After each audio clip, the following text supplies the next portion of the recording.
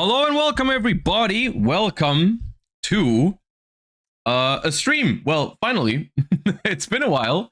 I've been gone for YCS Bologna, been gone for a trip to Berlin to film some stuff with the cart market people, and I'm glad to be back. Thank you all for being patient and waiting for my return. We're gonna talk about all of that. We're going to talk about YCS Bologna and stuff like that. And then also we have a pretty big Challenger Cup today, which is why I'm starting the stream a little bit later than usual. You know, normally I would have started about 3 hours ago, but we have a Challenger Cup that's starting at 4 p.m., which is why we're starting a little bit later today. But I didn't want to start right with the Challenger Cup, you know, because it's been a while since I've been live. So I wanted some time to talk about all of those things. So yeah. We're going to skip the warm-up today to have some more time to talk about everything. But yeah, appreciate you all. Thank you for the early support as well. Everyone who subscribed during the starting soon screen, I appreciate all of you. Thank you. And also thank you for all the people that were rooting for me throughout YCS Bologna. I saw all the nice comments and stuff like that. Yeah. Brago, thank you for the 39 months. I appreciate you as well. Sam Not Samuel, welcome back to month number 36. Zandoc, thank you for the prime, all that good stuff. Thank you. All right, so the good news right off the bat is that for the most part, the schedule in the upcoming weeks is going to be a lot more normal. You know, I've been traveling a lot recently for like YCS's, regionals, the Berlin trip and stuff like that. Like there's been a lot going on. But it's going to be less throughout December. So I'm going to be able to I'm going to be home more, which is exciting, and I'm also going to be able to stream more, which is cool. And I'm really looking forward to that. You know, November was exciting because there was a lot going on. But December is also looking pretty cool because I'm just going to have more time for myself and for the stream, and I'm looking forward to that as well. So yeah. Have you seen the new Master Duel ban list? Of course, I have seen it already. Unfortunately, they decided to ban Malice Red Ransom. The sentence does not end there. Let me finish my sentence. Unfortunately, they decided to ban Red Ransom on a day where I wasn't live and I couldn't celebrate it properly. But we'll talk about that. We will talk about that today as well, of course. So, yeah.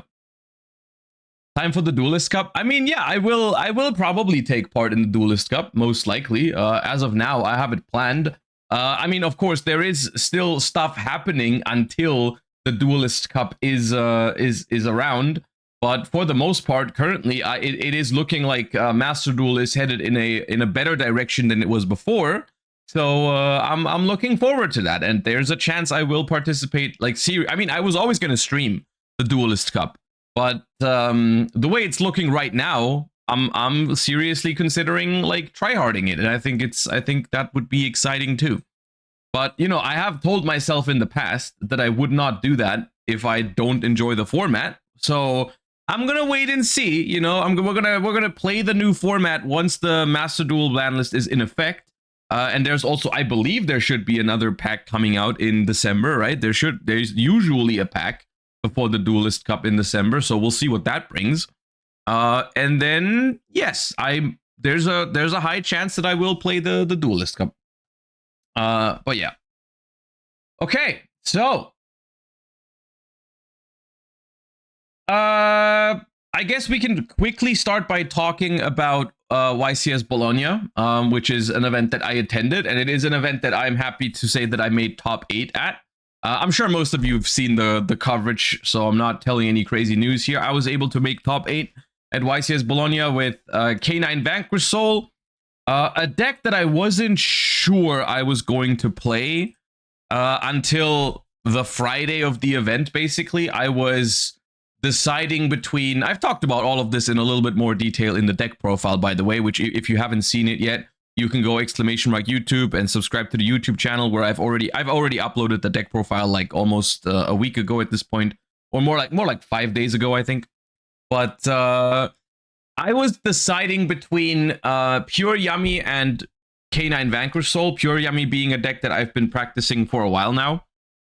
It's actually funny. I'm just now realizing that the two decks I was basically caught up between were the two decks that ended up playing in the finals, which is funny. I mean, I'm happy to say that I think this time around my analysis, or I should say our analysis within my team Raid and Trade, I think was pretty spot on. I think we kind of nailed it when it came to like the kind of decks that people were gonna play and which kind of decks were gonna be solid options against those. Because of course, following the events of YCS, what was it, Pittsburgh, the week before, it was kind of obvious that there was going to be a lot of people playing Draco Tail at this YCS. And there's two things that I expected people, or rather, there's three things that I expected people to do after YCS Pittsburgh. And I think properly analyzing and properly predicting meta development like this is a very important thing to do. And I guess I'll talk a little bit about the thought process that goes into it now.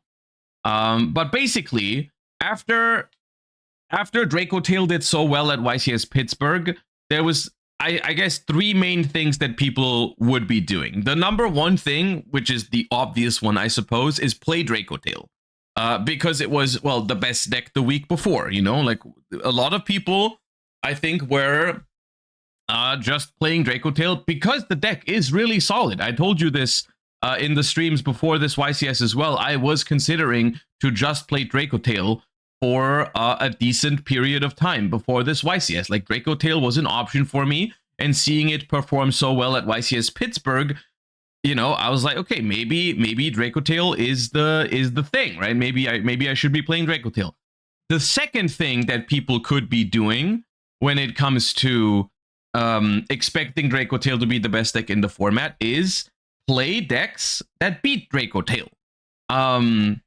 Which, you know, I don't believe there's many decks that really farm Draco Tail, but one thing that was for sure is that people were going to play decks more targeted at Draco Tail. Like, for example, I think decks that fall, I mean, the deck that I ended up playing, K9 Vanquish Soul, is a deck that falls into that category. K9 Vanquish Soul has probably the best matchup in the format against Draco Tail, which is why I played it ultimately. But there's other decks that also kind of fall into that category. Like, for example, I think that is one of the reasons why Malice is a relatively successful deck at this YCS, because Malice has very good non-engine against Draco Tail because it gets to play Dominus Impulse, which is a really good card against Draco Tail, and it has a very strong engine that is very hard for Draco Tail interruptions to stop. So Malice was another deck that, like, and also Draco Tail is a deck that does not apply as much pressure as other decks in the format, and that's something that I think Malice benefits from. However, I'm, of course, not the biggest fan of Malice, and I also thought Malice had too many other weaknesses, including consistency, as well as Molcharmies, which made me not want to play the deck, as well as Nibiru, which a lot of Draco Tail decks were playing. And then the third option, the third thing that you can do is you can try to be one step ahead of the competition. And what I mean by this is you would try to play a deck that is not only okay against Draco Tail, but most importantly, it is good against the decks that people play because they expect a lot of people to counter Draco Tail. And what I mean by this is you play a deck that does well into the K9 decks and the Malice decks, which is what people are playing because Draco Tail it has a target on its back, basically, right? You understand what I'm saying? And that deck, in my opinion, for this YCS was yummy, pure yummy. I think pure yummy was a great call to have a deck that was decent into Draco Tail, because the Yummy versus Draco Tail matchup is pretty close to 50-50, but there's a lot of gameplay involved between those two decks because they are both relatively mid-range in terms of their end boards. So honestly, I think you can just kind of like solve that matchup by playing it better than your opponent. Like if you play pure Yummy against pure Draco Tail, I think is a pretty skill intense matchup. And so like that part, but it's not a counter to Draco Tail. Like Yummy is just okay against Draco Tail at best. Like it's like about 50-50. And if you pick your non-engine accordingly, then it might be a little bit better for Yummy. But what I believe Yummy was a good call into was other decks that people played to beat Draco Tail, mostly Malice and K9 stuff, because Yummy doesn't really play into Izuna if you don't, unless you don't have to activate Marshmallow, so you can just play around Izuna that way, and you just have a lot of non-engine space, a lot of hand trap at your disposal to beat Malice and K9. Including stuff like Dominus Purge, which also doesn't activate your opponent's Izuna. You can play Imperm and stuff like that. And so I felt like Yummy was a very solid option for this format because it has a very balanced matchup spread, but it is ahead against some of the more outrageous combo decks in the format. If one thing you'll notice when I'm talking about it like this is that basically Mitsurugi, or more like Yummy Mitsurugi, wasn't really an option for me because I felt like Yummy Mitsurugi, while being, I think, on paper the deck with the like craziest end board, maybe next to Malice, I just felt like I don't think Mitsurugi Yummy is very well positioned in the current format, is what I should say, because I just feel like it does none of the things that you want super well. Right? It's not particularly good at going second. It's not particularly good at going first either, because it's like kind of weak against every kind of non-engine that people do. Like it does play through low impact hand traps relatively well, except when it doesn't, because sometimes you just draw one Mitsu starter or one Yummy starter and you don't really draw the great bridges. You just draw like the random engine requirements. So like some hands are pretty vulnerable. And then the high engine hands end up like basically, which is completely out of your control because it's very high variance in that sense.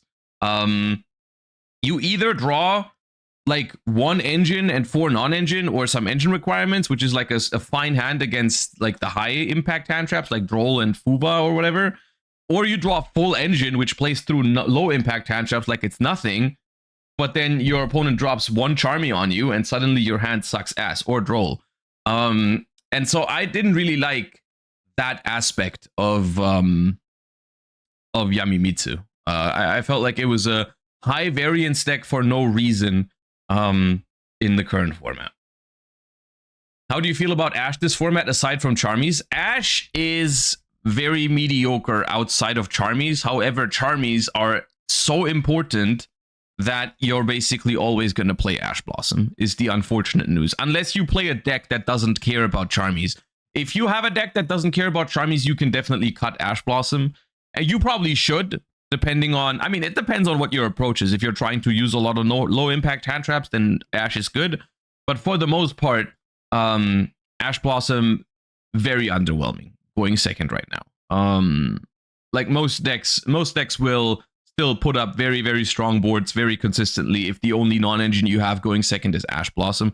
It's like Ash Blossom is very good going first to counter Charmies or to have as a backup for your board. It's also good going second if you manage to pair it with other things, but it's pretty mediocre otherwise. But yeah, the format moving forward, I guess, is interesting. I'm very happy with my deck choice for this event, but it's not like the deck that I played, K9 Vanquish Soul, is like a deck without weaknesses. Like, for example, this deck is relatively easy to board break. I'll say it. Like, it was for this event. I really liked the list and all the choices, but like you activate, I think, one evenly matched against this deck, and it's already in a pretty tough spot. Or stuff like Dark Ruler is really good against it. Of course, post side deck, you can set up the Vanquish Soul Trap and the K9 Quick Play spell to kind of play around Dark Ruler. But stuff like Evenly Matched, that straight up just like removes the entire board, is pretty crazy. So yeah. Raisin is going to be banned. Like this, and that's the unfortunate part about this deck in particular. And I cannot emphasize this enough. the Vanquish Soul stuff, the Vanquish Soul part of this deck is giga mediocre. The Vanquish Soul cards in this deck, it barely feels like a Vanquish Soul deck. Let me tell you that much. Like the difference in terms of how this deck plays to the deck that I played at the European Championship is like night and day. Like I topped Euros with pure Vanquish Soul with Pot of Extravagance and stuff like that. That deck was like way more mid-rangey and awesome. And this deck is just basically a K9 combo pile. Like this, and I played this deck, but I mean that in a kind of a negative way, because you guys know I'm not a huge fan of the K9 cards. Like the gameplay that the K9 cards provide for this deck, like I'm not the biggest fan of it. Like I played a combo deck at this YCS because I thought it was the best choice. And I like the Vanquish Soul cards in theory. Like, you know, it still is ultimately overall a relatively enjoyable deck to play yourself.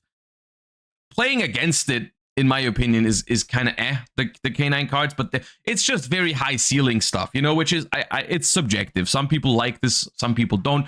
Typically, I like to play the more fair, low to the ground stuff, like the more mid-rangey, grindy decks. This deck is not that anymore. Vanquish Soul used to be that at Euros, but right now it's not. It just turns out that that K9 pure is not strong enough. You know, pure K9 just isn't strong enough to actually go first and, like, you know, play through hand traps and then make a board that wins. I mean, sometimes it is, but usually it's not. And so pairing it with something else that just gives you that little bit over the top, that little bit extra power, also consistency, because you basically, not only does Vanquish Soul give this deck more level 5s to more consistently pull off your Jokul stuff, but also it gives you a second line of play that's available to you, right? Like you basically have more starters to get into the game than if you were playing pure K9, because in pure K9 you only have a limited amount of starters. If you add Mad Love, Holy Sue, Raisin, Stake Your Soul, Rhoda to that list, your deck is more consistent.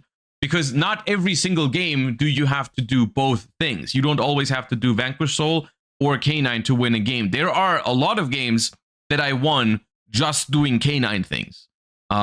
And there are a few games, less, but there are very few games where I won just doing Vanquish Soul things. So yeah, basically this deck is like basically the K9 part is very strong. The Vanquish Soul part is rather weak, but still together they still equal more than the sum of its parts here, and that's what makes this deck kind of like work. Yeah. Charmy's over Droll. Yes, I essentially, the way I experienced this format in testing, I felt like the only consistent way to beat high ceiling decks going second was Charmies. And the reason why I felt like that was because the Charmies are the only thing that you can play in a sufficient quantity. Basically, you cannot play if there was more cards that did the same thing as Droll and Lockbird, which thank God there aren't more cards like Droll and Lockbird, but like it's just not a reliable strategy. If it's like, and I didn't like pairing like 6 or 9 Charmies with Droll. That's something that I've done in the past, and I just hated that. I hated that because I would basically, the Droll and Lockbird would have the biggest anti-synergy possible with some of the best cards in my deck, and I just didn't like that at all. And I think the important part about Charmies in this deck and in this format is like most decks have very solid plan Bs under Charmies. Under any individual Charmy, like a Mitsurugi deck or whatever, they will have a very solid plan if they get hit with Fuva or Perulia or Meows. And the same is true for Malice, the same is true for Yamimitsu, whatever. Like most of those decks have very, very solid plans under the Charmies. The problem is that completely falls apart if you have a second Charmy, a different one from the first one. Like if you ever open 2 Charmies or the first Charmy draws you into a different Charmy, it becomes super awkward for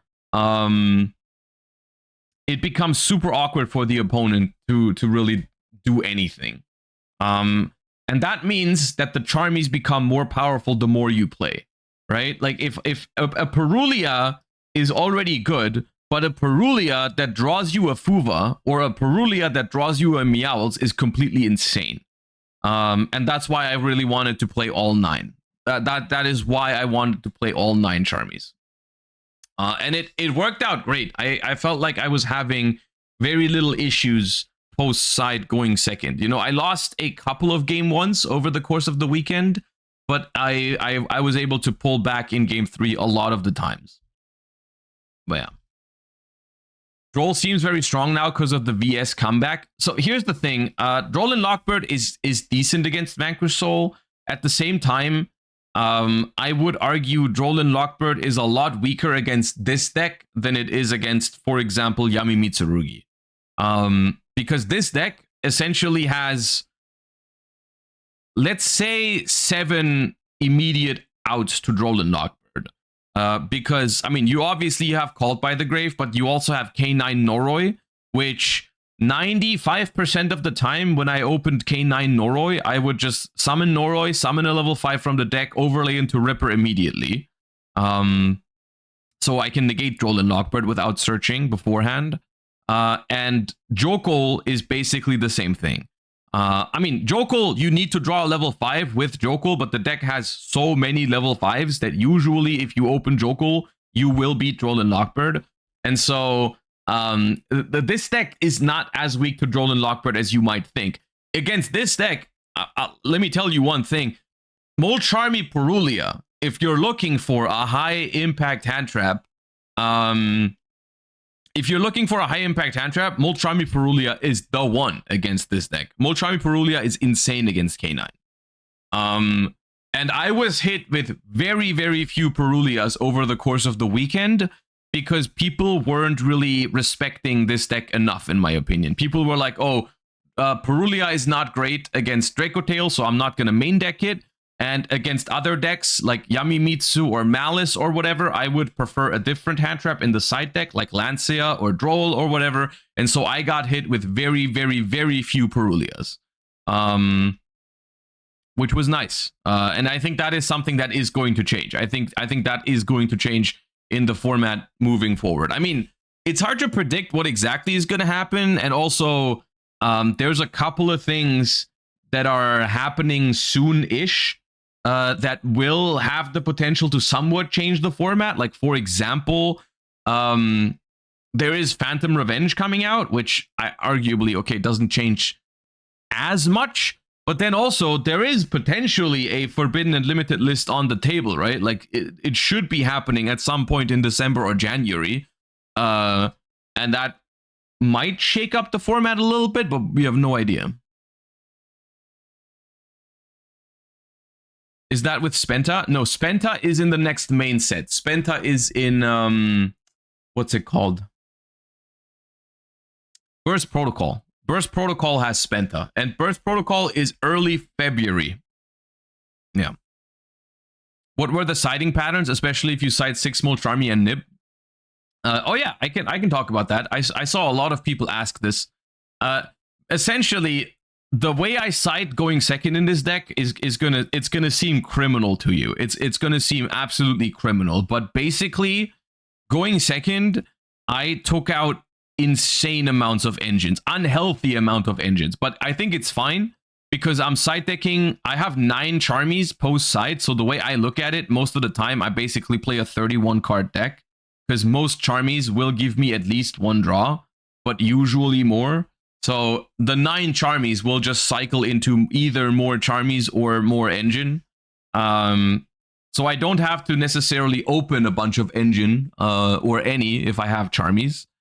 So what I would usually side out going second was 1 Madlove, 1 Jiaolong, Heavy Burger, 1 or 2 Jokol, always 2 Norois, because it's very easy for the opponent to play around Noroi by committing a bunch of set cards, so I didn't want to have Noroi as my starter. Some matchups I take out Shifter, some matchups I take out Bell, some matchups I take out Bystials. Against Draco Tail, I take out some spell starters, like I literally side out Stake Your Soul. I side out Rhoda, I side out Case for K9 almost every time, one of them. And I side out the K9 quick play spell in most matchups going second. So those are all the cards I would sometimes side out. Usually not all of them together, but that's like 10 or 11 options, I think I just mentioned, or 12. And that's what I would... For example, against Malice, I would side out all of the things I just mentioned, except for Bell, for like 12 more hand traps. But yeah, after siding, this deck has like barely any starters, which is why I think if this becomes the norm, once again, this is where meta development comes in. Against this deck, legitimately, I think sometimes if you expect people to do this, you should just send them first post siding. Like, unironically, if you think your opponent is doing this, just send them first, bro. It's better for you.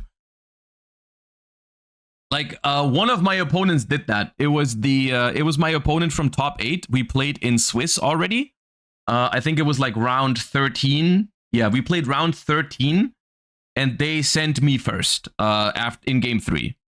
I won game 2. They sent me first in game 3, and then I didn't open a play. I still ended up winning.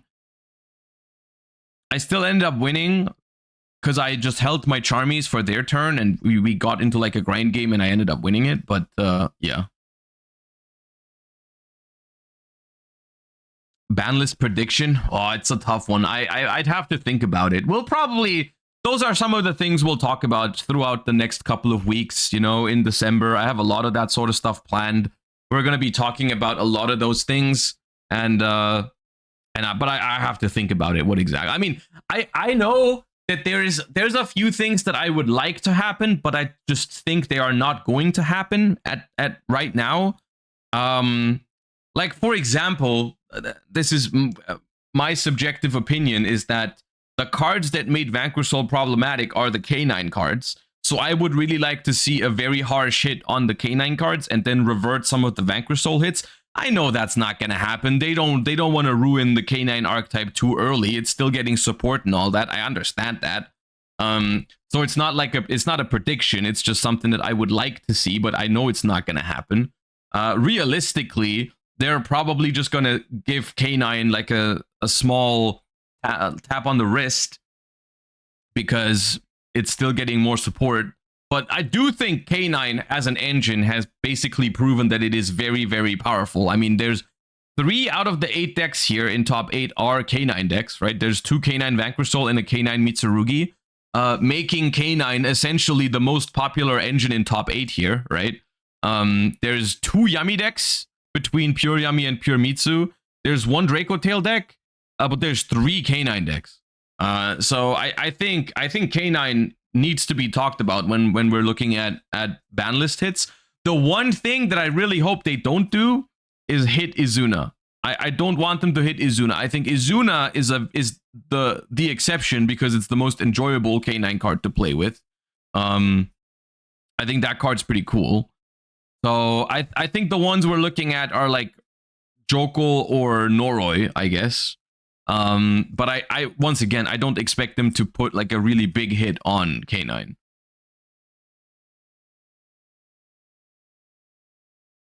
What do you think about 2 Lupus in the deck? I saw that Pierre did that. And I'm gonna be honest with you, I personally didn't really consider playing a second Lupus ever in my testing. I'm not 100% sure why we did that. I guess sometimes drawing Lupus alone is not bad because like making Typhon is actually quite good going second.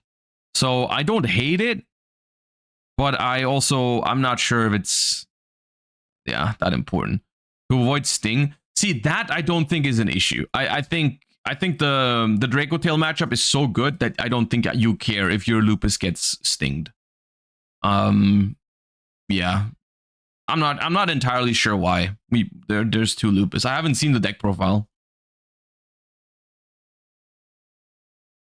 It enables Holy Sue plus Lupus when you don't have the attribute for Holy.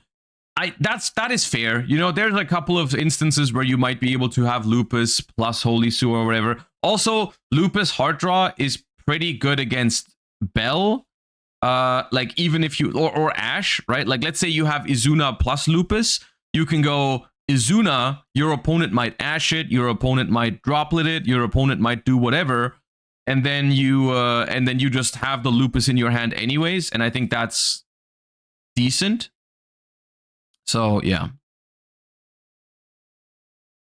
He said it was because Typhon into Zeus was sufficient against Draco Tail and Mitsu. Against Draco Tail, I can see it. Against Draco Tail, I agree. Because against Draco Tail, but like the thing is, against Draco Tail, the matchup is already insane, so I don't think it's necessary. Against Malice, against Mitsuyami, I don't really agree. I think against Mitsuyami, the Lupus should only be enough if your opponent is throwing. It shouldn't be enough on its own. It should help, but it's not like, yeah.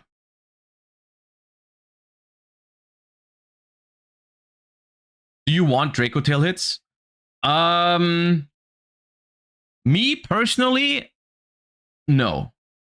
I thoroughly enjoy Draco Tail being part of the format, if you ask me. Like I personally think Draco Tail is the kind of deck that is powerful.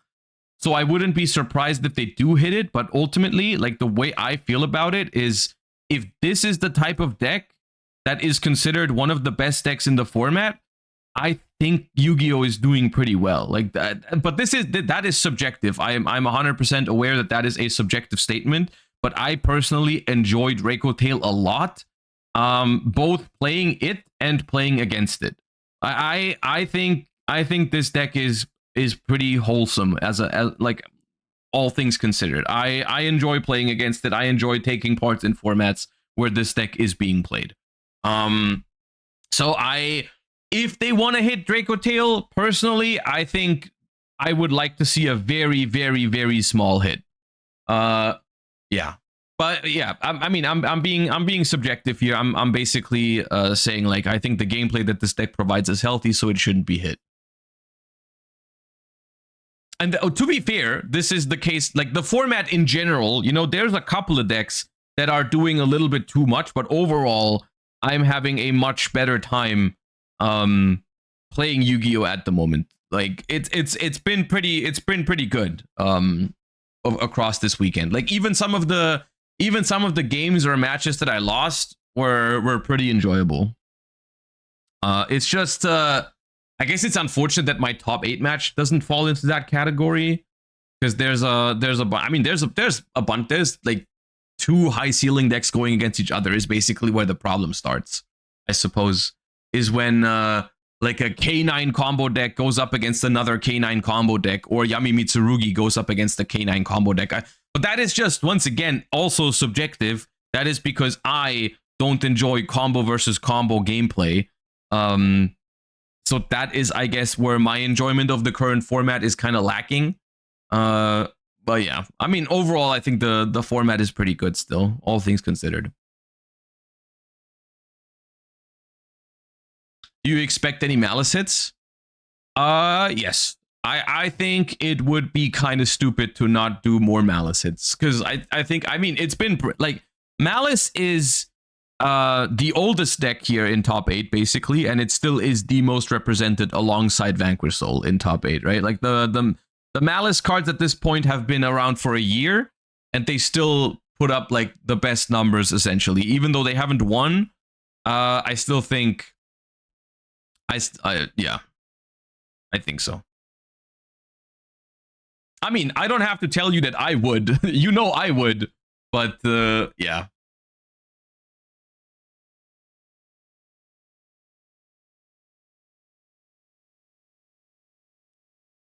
Speaking of Malice hits, I suppose, and a great segue into the Challenger Cup that we're about to have in a few minutes, we can very quickly take a look at something that happened that I unfortunately wasn't live for yet, but we have a Master Duel ban list that is coming up. It is not going to be in effect for today's Challenger Cup, I believe, because it is going to be next week that it's going to be implemented, but it's something that I'm looking forward to. So let's get the odd one out of here. Supreme King Dragon Starving Venom from 1 to 3. I have a very hard time evaluating if this matters because I have never seen someone use this card for good. I've only seen people use this card for like FTKs and copying stupid effects to FTK each other at the same time. I haven't seen anyone do that in a long time. So maybe maybe it just doesn't matter. Hopefully it doesn't matter. Probably it doesn't matter. So it's kind of whatever. But yeah, I think this is the least relevant hit out of these. The second least, or the middle one is Christia, which I wholeheartedly agree with this. At the same time, I have a question. What exactly caused this? What was the deck that was doing this right now? It was Gem Knights, right? Gem Knights probably had a way to search this, right? Yeah. Have you not seen Gem Knights using it? Here's the thing. I was very, very focused on the TCG in recent weeks because of YCS Bologna. So literally the only Master Duel I've played is the one that I streamed. So if you've been watching the streams in the last couple of weeks, that's exactly the experience that I've been having. And I don't think I've faced a Gem Knight with Christia, which is why I was a little confused by this. But like, I'm not unhappy about it at all. It definitely deserves to get banned. And I mean, look, this is just another entry in a list of cards that just don't need to be legal for anyone to enjoy Yu-Gi-Oh. So even if only one person in the world was doing this, it doesn't matter because no one enjoyed going up against it. So I'm happy that they hit this one. Once again, just another example of a card that should probably have been banned a long time ago. And honestly, they should start doing this stuff more preemptive. Yeah.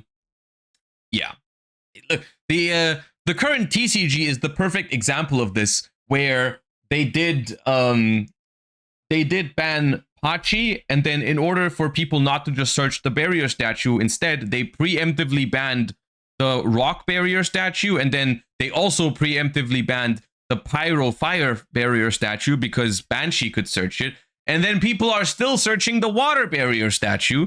So we need to get more preemptive hits. And so, I mean, Christia should have probably been hit a long time ago.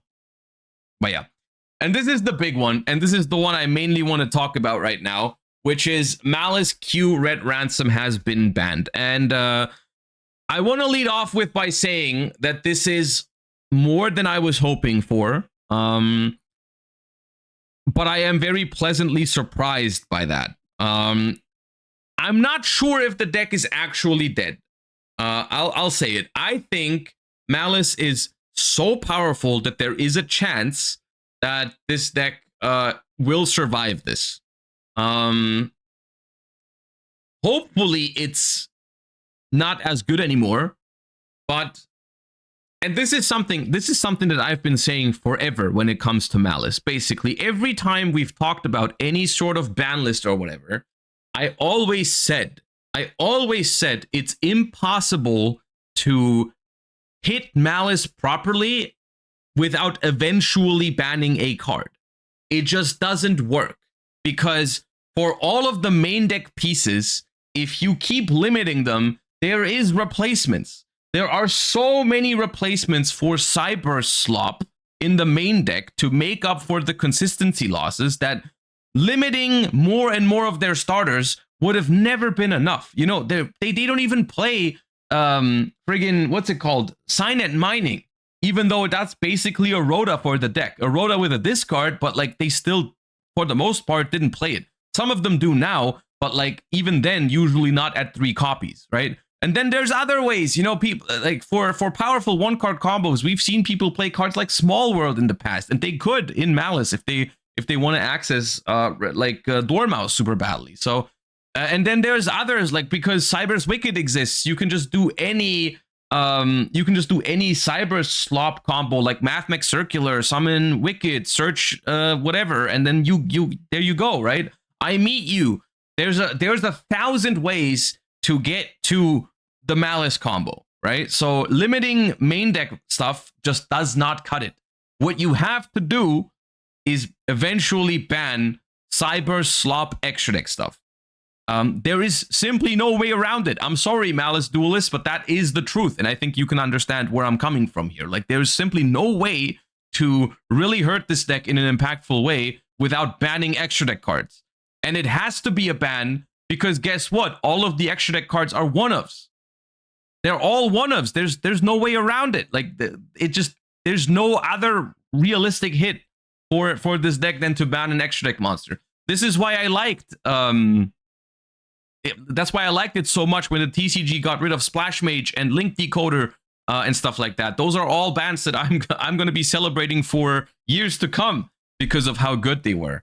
And now Master Duel is getting Malice Red Ransom as a ban, which isn't White Binder, which is what I would have done. But I guess I'll give you that. Malice Red Ransom is the one that you should ban if you kind of want the deck to maybe have a chance to survive. Which is something I don't care about. I would have hit the binder immediately. I don't care. I would have hit binder before they released it. But because White Binder survives here, I guess is the good news for the Malice Duelists. Because White Binder survives, there is a chance that Malice also survives as a deck. They still have some of the tools that they have that they don't have anymore in the TCG. Like there's still Link Decoder Splash Mage, so you can still do link climbing, and you still have White. And honestly, if the deck combos, and this is something that I believe 100% to be true, if this deck resolves the full combo even after the Red Ransom ban, I still believe it's going to win basically every time. Because if you set up the Malice trap cards, the Cryptor, the White Binder to get the traps in rotation and to get the graveyard banishes, and then you end up with the Allied Code Talker on the board at the end, I still think that is going to be enough to win all of your games when you go first. The end board, for the most part, yes, is still the same. I think where this matters, I guess, is when you have to play through hand traps, I suppose, right? Like if you get interrupted on certain things, maybe now it's not going to be as easy anymore. Also, most importantly, Malice Red Ransom was a very easy way to search an extender. So you would search the field spell to your hand, and then you have the field spell in your hand. So even if you get Nibiru later or whatever, well, don't care. Activate field spell and keep cooking, right? This is something that you don't have available to you anymore, which is good. Because all the things I'm saying basically lead to, I don't think the deck is completely dead, but it is going to be significantly weaker into interaction, hopefully. Going to be weaker into Fuwalos because you can't just go like Red Ransom, search Malice in the Mirror, and so on and so forth. Like, we'll see how it goes. I kind of know what I'm talking about because I've played against Malice so much, but I haven't really tried to make Malice work in quite some time. So I don't know like how bad it is if you just can't go through Red Ransom in some of your lines, but I can still imagine it being quite scary to go up against because it still has White Binder, but like, yeah. It's an interesting list overall. It's kind of small, which is, yeah, you know, like, besides the obvious, oh, they left Maxi alive, which you could technically say every single time they drop a Master Duel ban list. I think Mitsurugi / Mitsurugi Ryziel / Mitsurugi Fiendsmith should have been addressed maybe a little bit more. But I guess because Malice was my biggest problem with the format, I'm fine with it. So yeah, it's not perfect, but honestly, for a list that only addresses 3 cards, it's a pretty good one. But yeah. Okay, gamers. With that, we are done with the theory talk. We are now headed into a big Challenger Cup tournament, and we get to see some Master Duel dueling action. We're just gonna have quickly the starting soon for the Challenger Cup and stuff like that, like a little overlay change, some OBS magic, and then we're gonna start watching some Challenger Cup gameplay. So yeah, let's move over there, and I'll see you on the other side.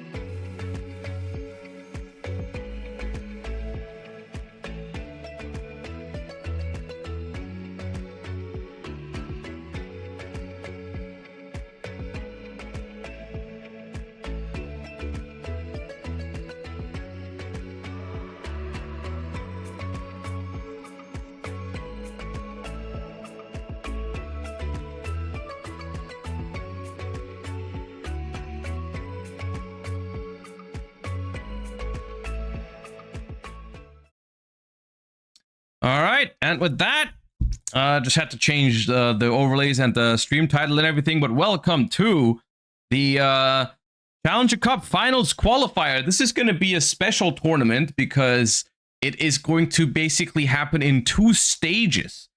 We have a qualifier happening today, and then the final playoff is going to happen, I believe, next week, Thursday. So we have a top 256 player bracket today, and the top 32 are going to qualify for next Thursday's playoffs, which I'm also going to be hosting and casting from the Konami Studios in Windsor, I believe, is where we're going to host that from. So exciting stuff. Let me go ahead and join the room for the top 256. Okay. Also, let me get the in-game sound on. And I guess we're gonna give Malice one last time to shine with Red Ransom. We're gonna see how dominant it's gonna be today, and we're gonna see if that Malice Red Ransom ban was justified.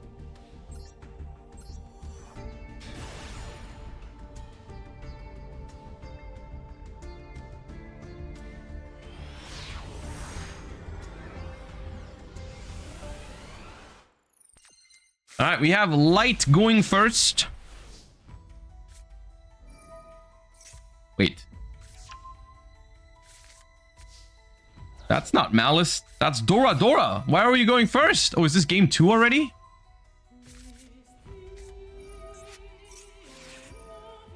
It might be game 2 already. We have a Maxi onto the Genroku, or is the Tenpai mirror, I guess. It could also just be a Tenpai mirror.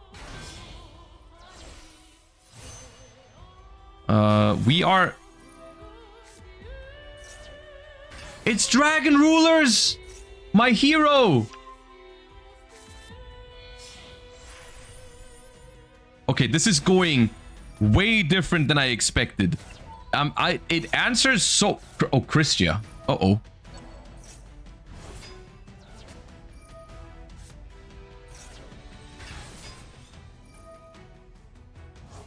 Well, I guess we're gonna find out how good Dragon Ruler is into a Max C, and I think the answer is not very good.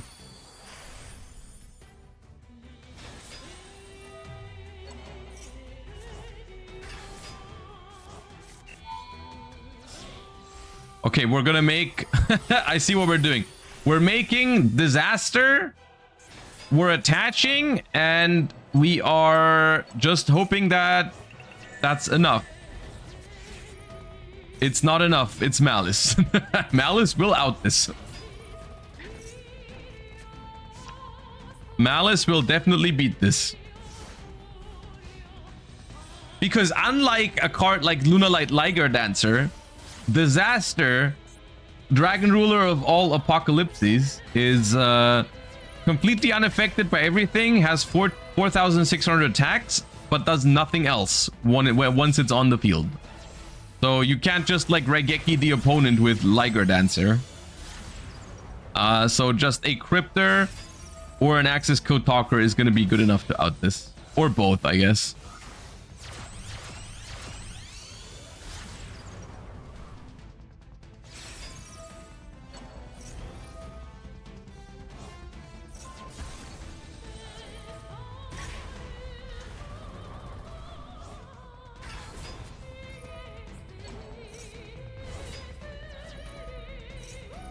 That's enough. That's enough. Free me from my suffering, please. I don't want to see Dragon Ruler get comboed on by Malice for longer. Dude, this started off with Tenpai cards, and I was like, I was scared. But now then it was Dragon Rulers, and then I was happy, and then I realized Maxi was active, and then I was sad.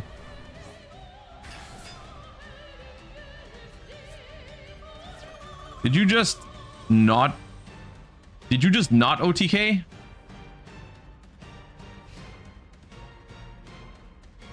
They did not OTK. Okay. Is there hope? Okay, they have 10 cards in hand. I don't know how much hope there is.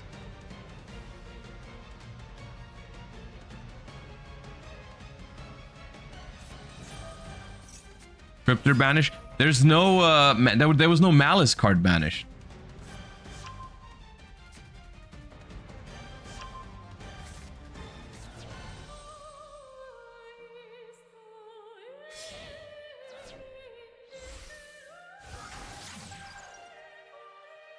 Well, main phase 2 means combo 2.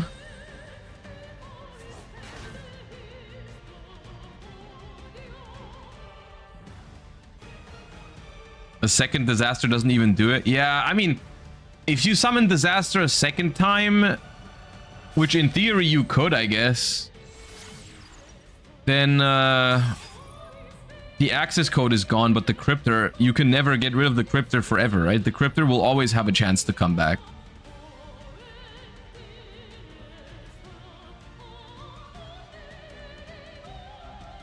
I guess the good news is that the White Binder cannot really take apart the Dragon Graveyard, because if you banish Dragon Rulers, they just search more cards.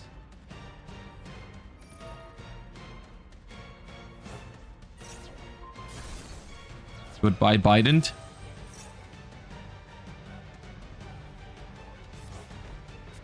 There's the GWC.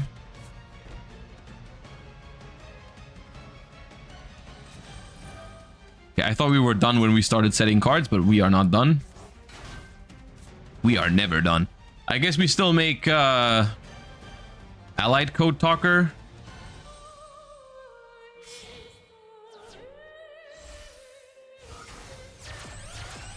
Yeah.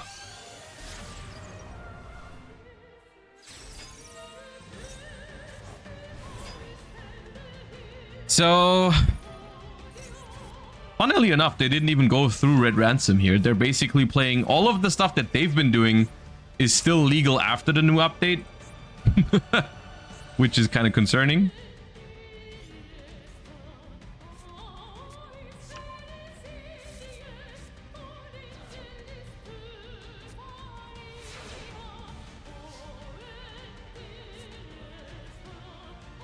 Draw one for turn. Dude, the flavor is on point too with the... I love those sleeves with the Here There Be Dragons.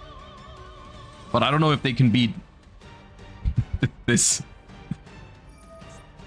All right, we got graveyard resources, I guess. We got Blaster banishing too, and then they can search too. Oh, banish Spectral from hand. Why? Okay. Okay. There's Blaster.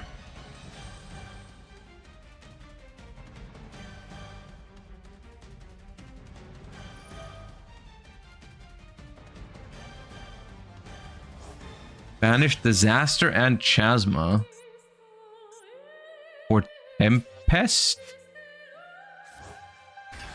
Okay.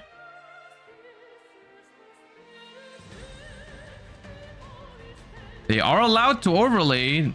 They're not being interrupted yet.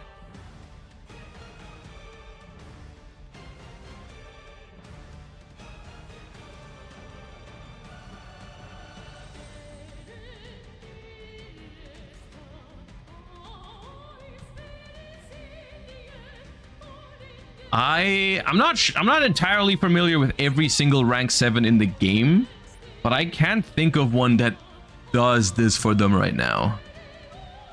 Personally.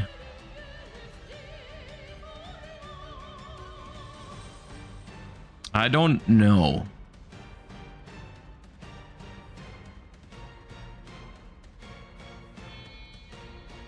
I guess we're gonna find out now what it is.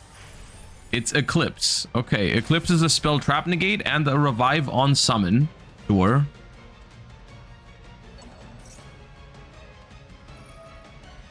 Going to negate that with the allied code.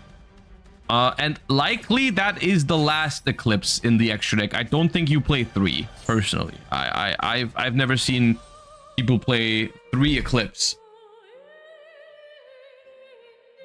I mean, I guess the only real win con would be to summon another disaster. But I don't know how. And even then, there is still a hard scripter that can come back with 5,000 attack. It's so sad that it's 4,600, which is just barely not enough to actually be hard to out for decks like Malice. If it was 5,100, you could actually maybe, as long as you out the access code talker, right? Should be 5k. No, do you guys want to know the reason why it's 4,600? I guess it's kind of hard to notice, but 4,600 is the sum of every single Dragon Ruler's attack and defense. It makes sense that it's 4,600. All of the big Dragon Rulers, the sum is 4,600. You know, Redox 1,600 plus 3k, Tidal 26 plus 2k.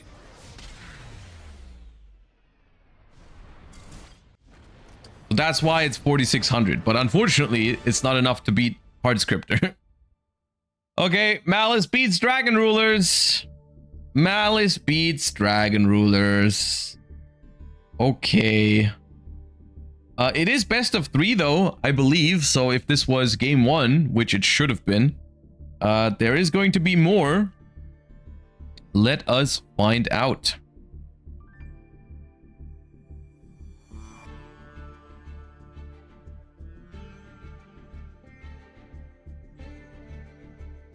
Let's see. I mean, I would like to see more Dragon Rulers, maybe when they're not under Maxi. To be fair, though, they were also trying to do both of these decks had a card in there that is going to be forbidden in a couple of days, because I did see the Christia. Don't you think I missed that one, Dragon Rulers? I did see what you were trying to do. I did see that. So, you know, don't think I missed that one.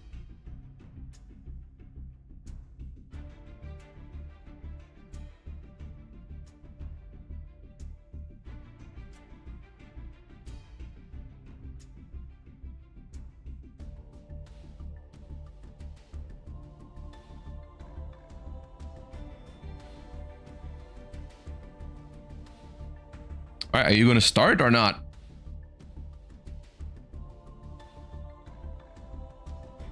Duelists, will you be dueling?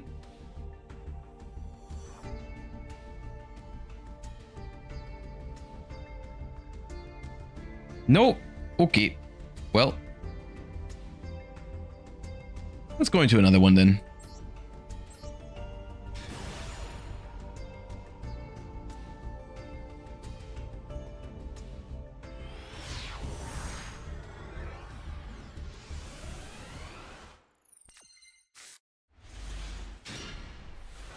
right, we've got a Fua in draw phase, and it resolves. The bubbles have been applied. Oh god. We've got today's menu. Angry Burger. What is happening? Normal summon Poisonier. I already butchered that. I know. We got the chef in the scale. We get the restaurant. And we have the recipe book. We are ritual summoning, I believe, the level 1? Yeah. Pour la base. Okay. If this card is special summoned, excavate the top 5 and add a Nouvelle card. Alright, and this goes into the scale. So we have Pendulum Scale set up. We hit exactly 1 Nouvelle card, which was the level 6. And we have Fiendsmith track. So it is Nouvelle Fiendsmith. Okay.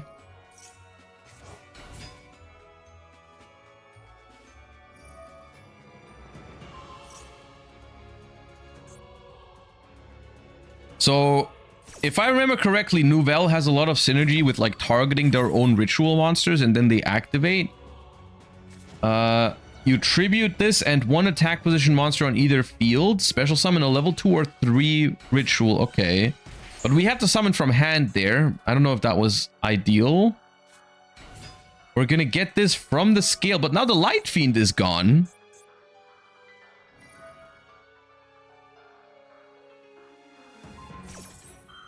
Maybe, I mean, this is also a Light Fiend.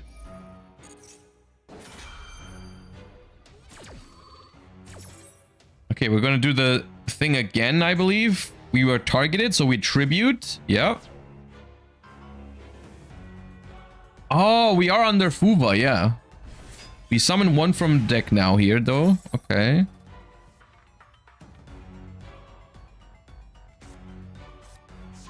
We have Special Recipe, which is a spell trap or monster effect negate. Not bad. And this also adds a card now.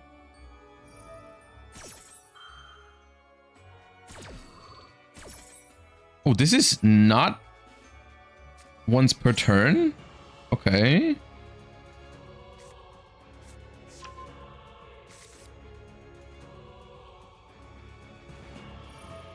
They are quite literally cooking, yeah.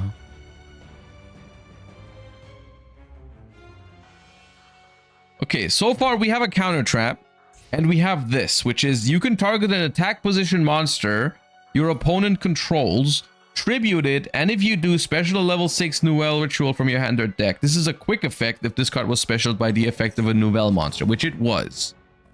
So we can tribute and summon, but only attack position monsters. So depending on the deck, you could play around that by summoning stuff in defense.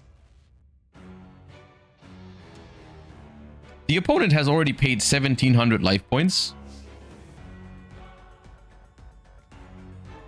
Gotta pay for your food.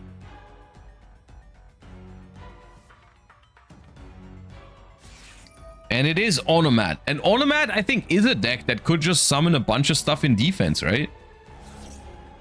You could just summon a bunch of things in defense without ever normal summoning or whatever, right? This turns... Oh, while you control a Nouvelle monster card, all face-up monsters your opponent controls are changed to attack position. Ah, they thought of that one. They thought of that one. Okay. Nice try.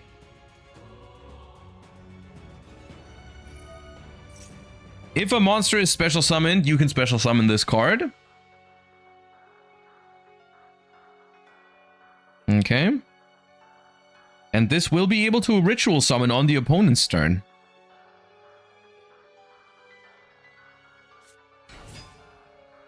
Okay. There's the chef. So if we keep special summoning, then we can ritual summon again.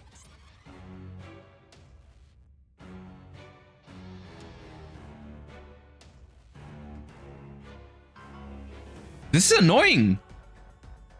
I didn't know this deck could make such an annoying end board, even under a Molcharmy. Like, we gave one draw for the Molcharmy, and we've got some stuff there.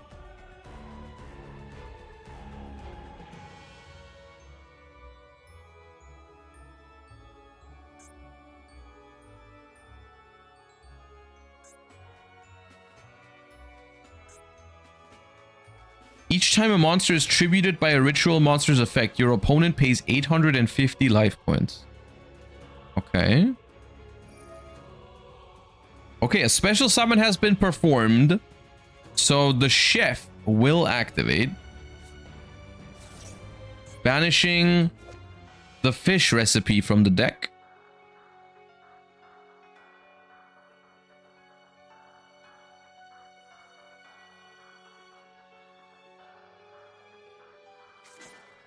We're tributing Angry Burger.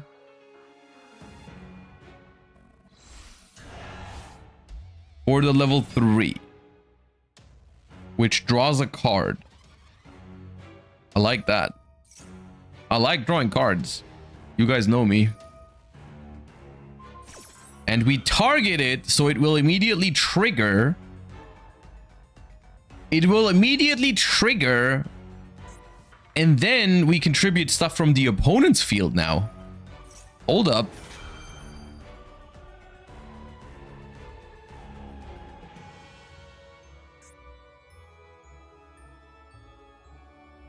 Wait, that's a lot of disruptions, isn't it? Because this is going to tribute an attack position monster now. And then whatever we summon from it can probably also do that.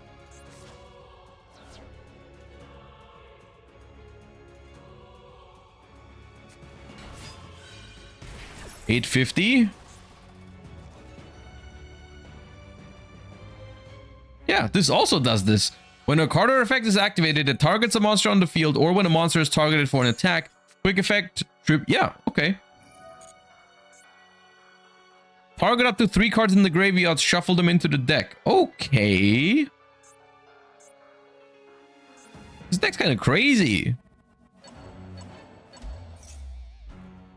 They might win. It's a little too early to say that, though, because Automat still has 5 cards in hand and they haven't normal summoned, so...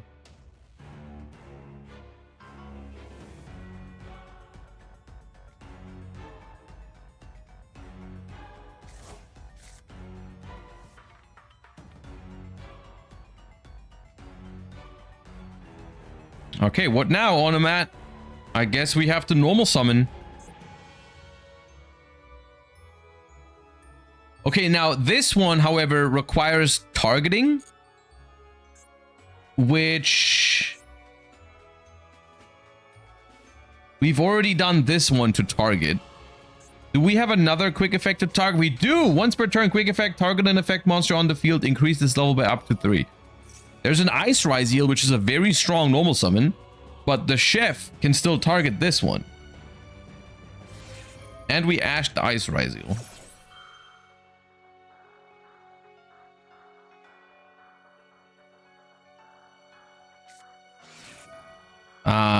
Cross. Okay. We've got cross out for Ash, so we're going to be trying to resolve that Ice Rise Eel. They could use the counter trap on this one, though, if they wanted to.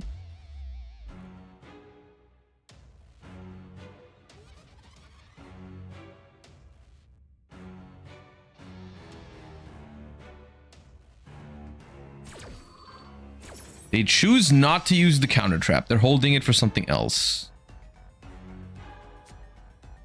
Okay, Ash gets banished, Ash gets negated, and Ice will resolve, probably summoning Sword, if I had to guess.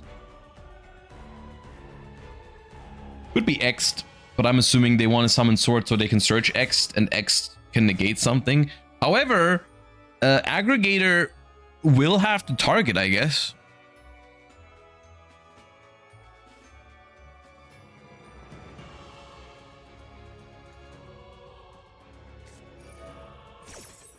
Can't you target one of their monsters to stop Exceed plays? So, yes, Chef can target opponent's monsters, which is pretty interesting. So what you could do, because this thing doesn't have to be, it doesn't have to be this monster that it's targeted to activate its effect. So what you can do against an Exceed deck is you can go Chef, target one of your monsters, increase its level by 3, so it's a level 7. It's basically useless now. And then also tribute another monster for this one, right?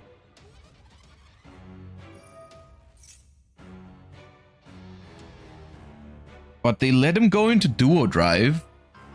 So now we don't have that play available anymore. We now have to target ourselves. Can we chain block this and resolve the Duo Drive? It would be pretty big, I would say. No. Okay.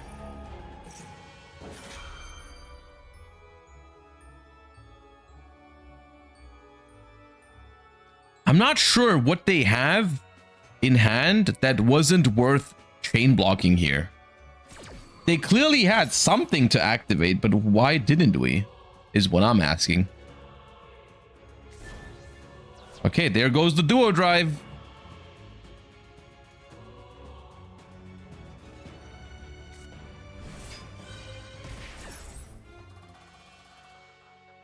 Why Duo in attack position? The continuous spell makes everything go into attack position anyways. It's like reverse Baguska.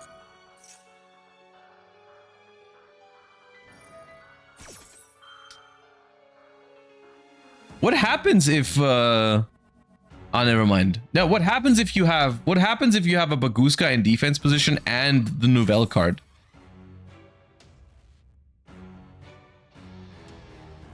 Because technically your opponent's monsters should start dancing from defense to attack, from defense to attack. I think it ends up making one of your cards destroy itself, I think. I think that's how it's handled with infinite loops. I think the card that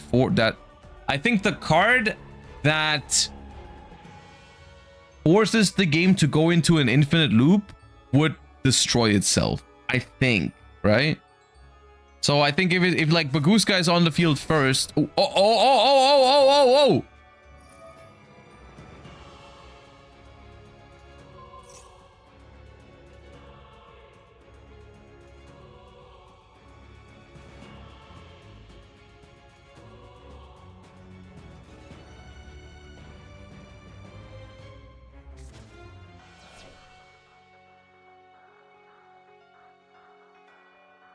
Baguska goes to attack, so all monsters go to attack? No, not if they have the Baguska, because this card only forces opponent's monsters into attack mode, right? So if the Nouvelle player has a Baguska, it stays in defense.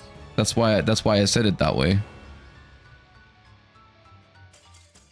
And honestly, I want to emphasize how impressive that was, because that was the Nouvelle deck under Fuwalos going up against Onomat Ryziel, who opened Dodo Warrior, Ice Ryziel, and Crossout Designator for the Ash Blossom. That was not a bad hand from Onomat Ryziel.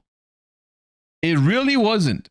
And Noelle was able to win it. That I did not think it had that potential, but okay, I'm happy to be proven wrong. That was kind of cool.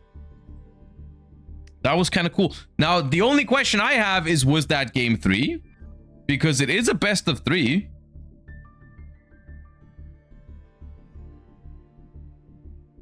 There are about 15 minutes left in the round, so it could have been game 2 if they had long game 1.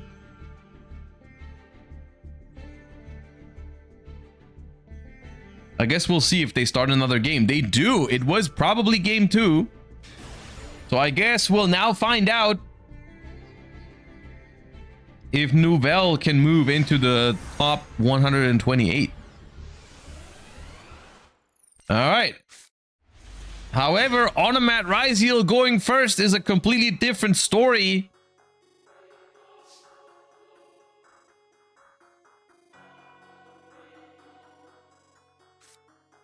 Let's see. We start with Onomatopera.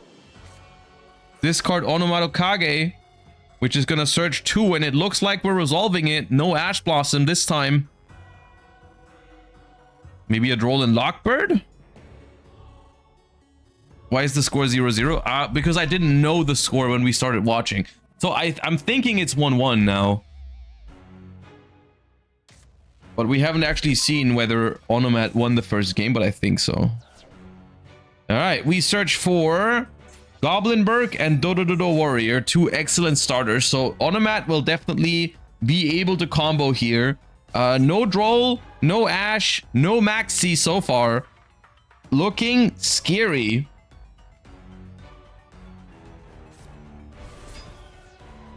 Looking very scary. So there's the Dodododo Warrior on the board now.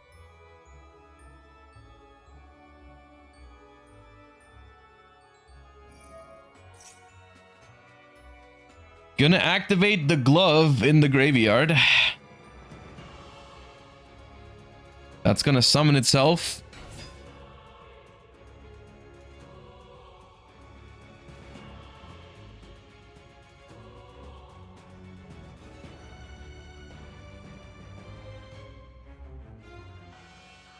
Now we've already seen, I think, what they're trying to go for, and it looks like it's just going to be a Protoss plus whatever the Onomat deck does naturally.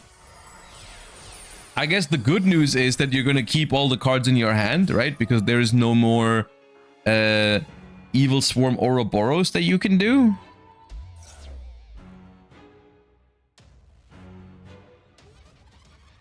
First things first, we're going to go Gaga Gaga Girl. And that's going to be getting us the Onomato pickup. Now, Onomato pickup is not as scary when they've already gone through this card, right? You can technically still activate another one if you play multiple.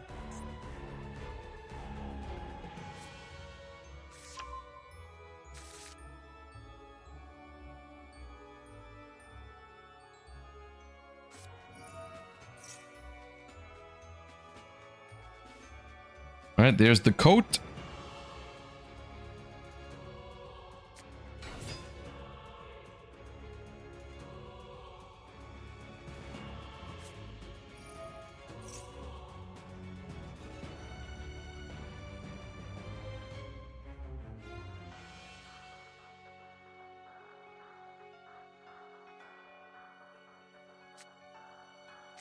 Gonna grab another copy of Onomatopera.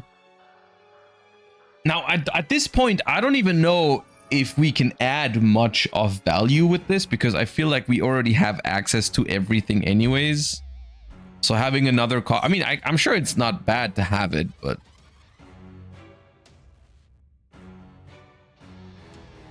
I don't even know if they're really going to activate it. I mean, they probably will. Okay, so this warrior is level 6 now, but I believe we can make it a level 4 with the pickup. Yep. Because we just now target the... we target the coat, and then everything becomes level 4.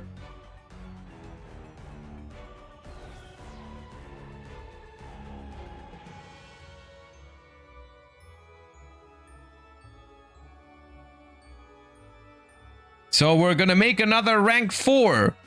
And, spoilers, I think that rank 4 is gonna lead into more rank 4s and more level 4s. I think we are gonna see more level 4 monsters this turn. Infernal Flame Banshee actually does not lead to another rank 4, but it leads to something else that's gonna hurt.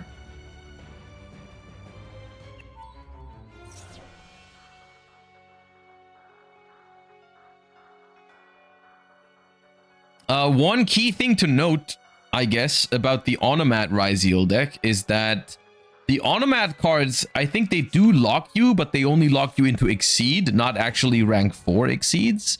So in this deck, you can actually do things like Utopic Draco Future and stuff like that.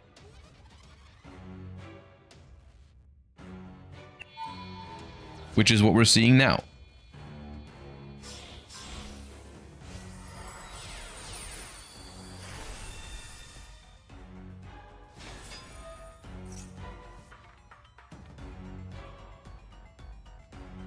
Or maybe even Habakiri. Well, if they go into King of the Feral Imps, it'd be funny, but I would also be very mad. All right, there's Utopic Draco Future. So we have a monster negate now. So even if there isn't a Biru hiding there, we have a way to stop it now.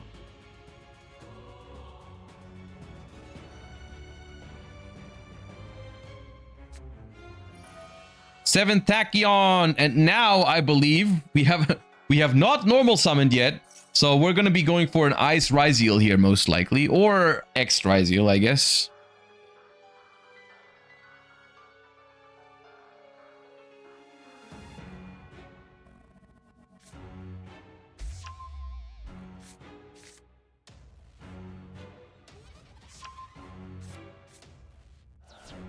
Put one card back. And normal summon Ice.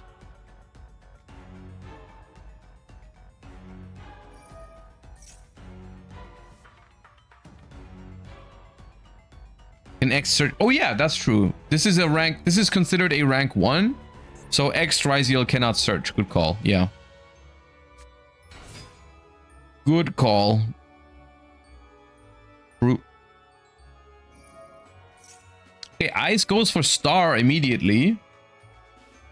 So my question is, in order to summon Nemesis Flag, we do have to banish a card.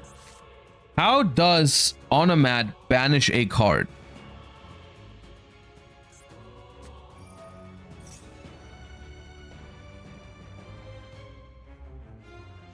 This one? Ah, banish this card from your grave, return 2 Exceeds monsters from your grave to the extra deck. Ah, I see. So we have to put some Exceeds into the graveyard, then we banish that. Okay, I understand. I understand.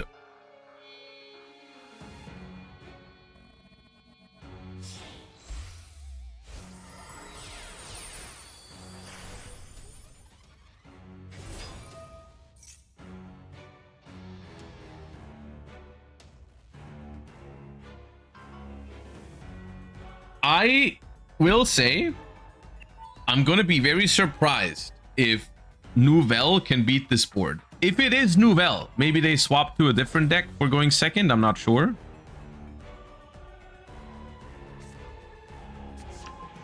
Oh yeah. Also, I will say another thing. There are at the moment 6 minutes left in the round, and Challenger Cups still operate on if time is called, the player with more life points wins. So if maybe there is a win con. Maybe there is a win con going second if you can just do a little bit of damage, I suppose, because this combo is gonna take a little while. I'm out. I got Omega unlucky. Ah, damn, Quantal. Damn. What did you play? Please don't say Onomat. You probably played Onomat.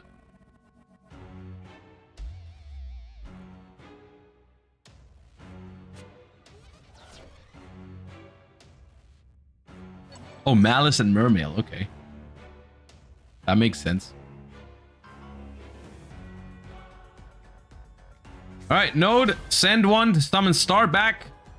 Using the Onomata pickup as a free send from the fields, because we've already used the effects. Eclipse Twins being sent for X Ryzeal. Now, X Ryzeal, as someone pointed out earlier, cannot search here, but it still is another level 4 body on the board, and we put the Eclipse Twin in the graveyard to make the board harder to break, because Detonator can attach it. At the moment, all of the stuff that they put into the graveyard is Earth, though. So the Protoss, at the moment, they would have to banish stuff from their field to summon the Protoss.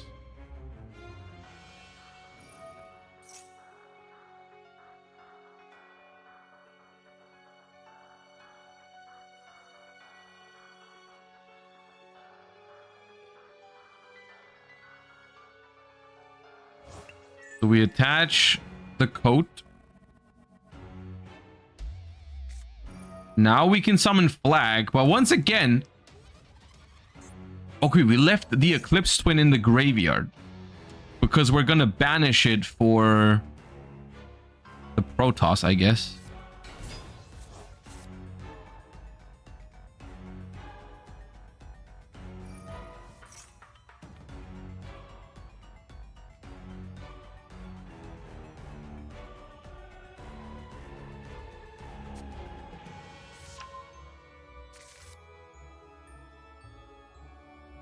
Yeah, Protoss is a problem.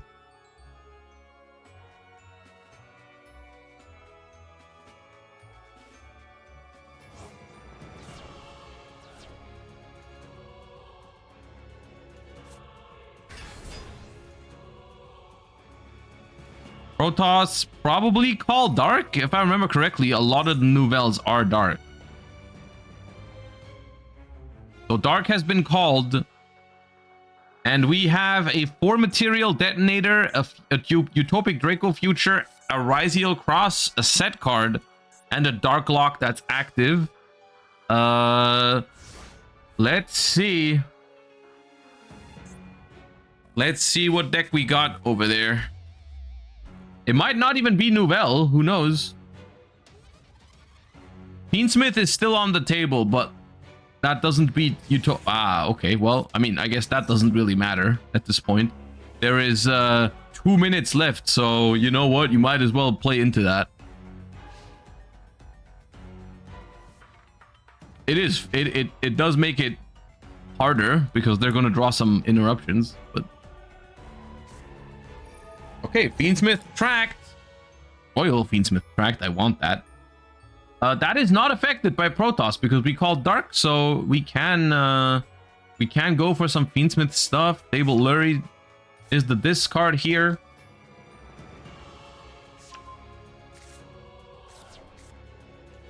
Now, if we can somehow maybe sneak in 1200 Lacrima Burn, I'm just saying, I think that is a win.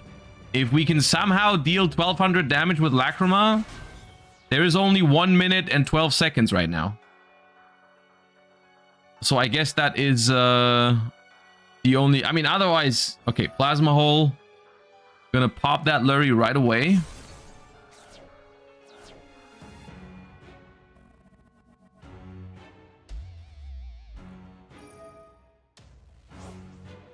Exceed summon and exceed monster. Wait, what?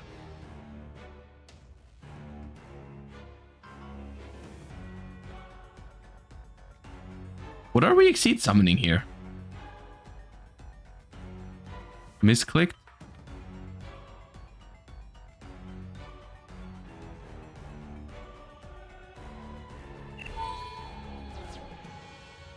Okay, wait. Okay, that does not seem ideal.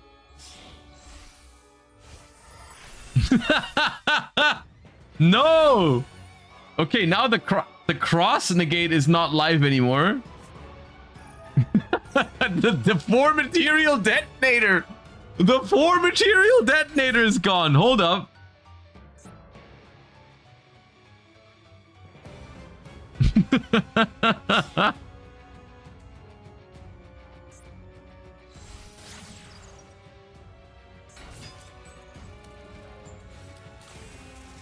Okay, tribute, Requiem. There's no way they lose off that. Will they lose off of that? So what is stopping them from just attacking? This is 1,000 attack. What's stopping them from just attacking it? I don't see it. It's already overtime, by the way, so I think first damage just wins.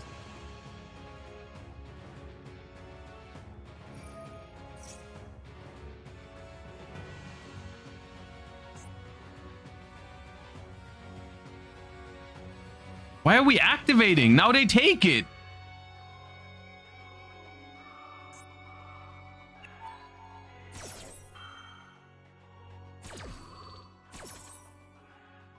It protects from attacks. Your opponent's monsters cannot target monsters for attacks except this one. So we could have attacked this one.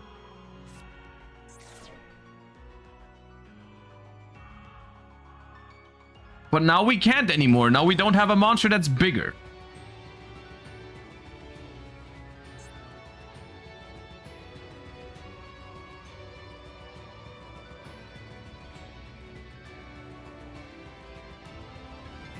Can't be destroyed by attacks. Who cares? It's 2 minutes into overtime. The first damage wins.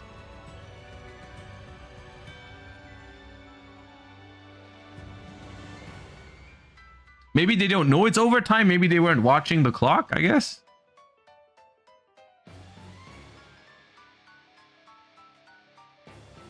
Is the only thing I can think of. We can still summon Engraver, but the Draco Future can negate it, right?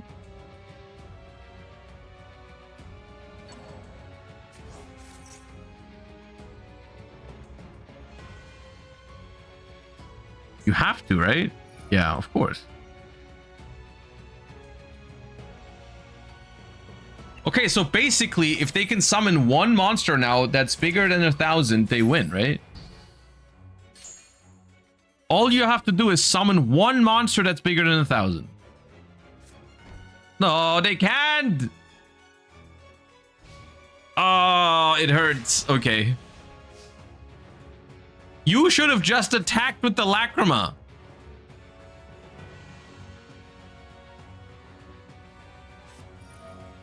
In before this does damage now. Choose a Nouvelle Pendulum monster, blah blah blah. Spells on both. Oh, they got Ash. Okay.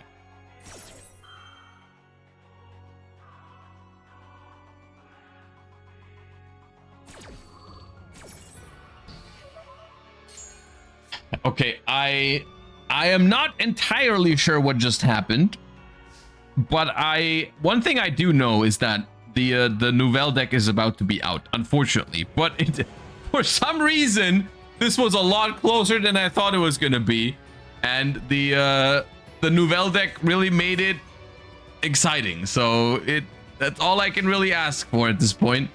As Onomat, I think, is just attacking for game here. I mean, GG's, it had me on the edge of my seat at least. But not quite enough here for the Nouvelle. All right, well, it was an exciting top 256, and hopefully it's gonna get even more exciting from here on out. I will see you guys after a very, very short break for the top 128. Don't go anywhere because we were already in overtime. It is not going to be a long break. Hope everyone is enjoying the tournament so far, and we will be right back.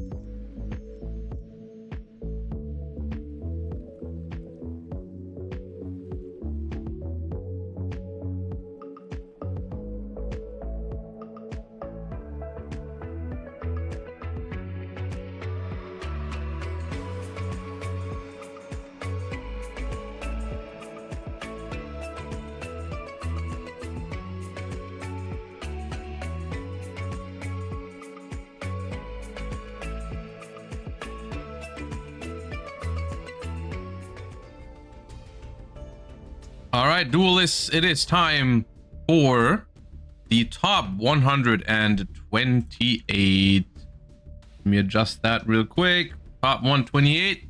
And we've got some high caliber match going on here. We've got two world championship icons going up against each other here. We've got Prankster versus Bronas. So let us jump in and see what's going on here.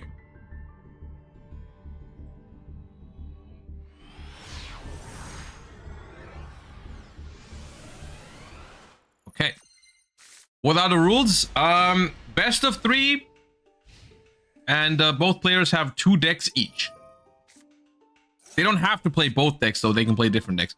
Or they can play the same deck twice if they want to. All right, we've got Bronas going up with old favorite Schmidt Engine. Schmidt tracked, gets hit with Ash, but we reveal Herald of the Orange Light with an artifact Lancia. That just happens to be a fairy monster. And I think that reveals we're playing... What are we playing? Gem Knights? Gem Knight Schmidt? Should be, right?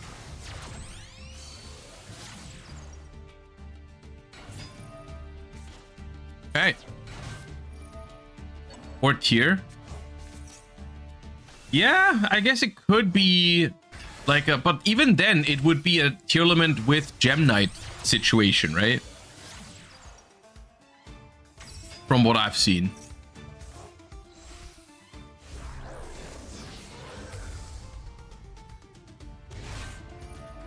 Now, is this a way to start cooking with the Gem Knight combo? Yo, Sprite Sprint. I guess we'll find out soon. Ah, Crystal Rose brings itself back, and then we send Nephirim from deck to the grave. Discard the Gem Knight fusion to summon itself, and then add Gem Knight Dispersion. Okay, there we go. There we go. It was a little volatile, I will say, because we had to go -1 to stop the Ash Blossom, basically discarding 2 cards from the hand. But we are now cooking.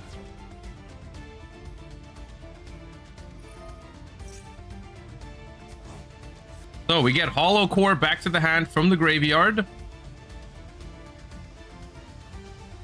And I guess it's going to be a good showcase of why Christia is no longer going to be legal in a few days in Master Duel. I think that's what we're about to see, at least.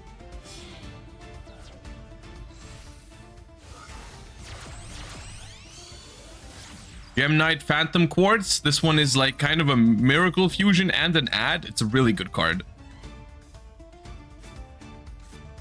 Such is another dispersion.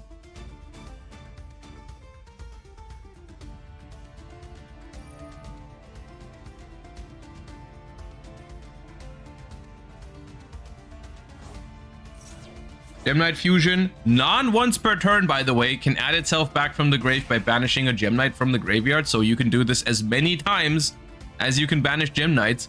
But also, the other problem is you have to find a use for it every time you get it back to your hand. You have to get it back into the graveyard.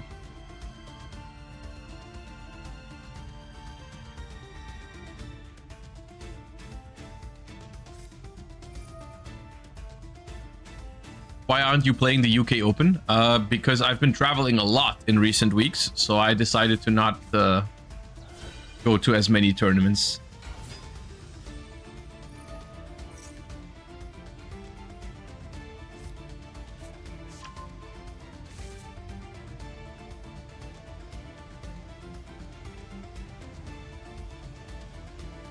I kind of realized that the last time I did the World's Point Regionals grind was even before I started streaming, and I had a lot more time back then as a student, and I kind of realized it's taking too much time out of my day-to-day life.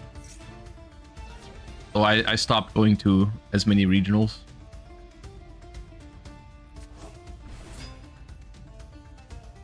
Will you stream tomorrow also? I will also be live tomorrow, yes.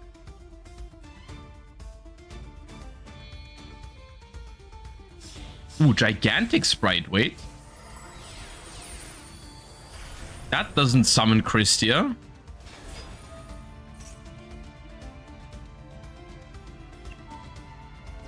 Now we're locked into twos. So we summon Diviner.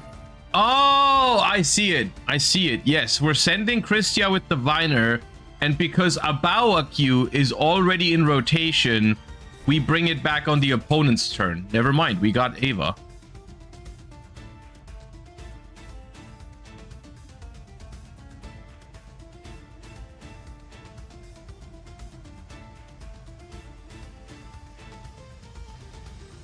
This deck is wild. So we search Herald of the Orange Light. And Herald of Green Light. Oh, come on, man. I guess we can make Sprite Elf and then bring the Diviner back on the opponent's turn and then send the Christia. Right? Yeah.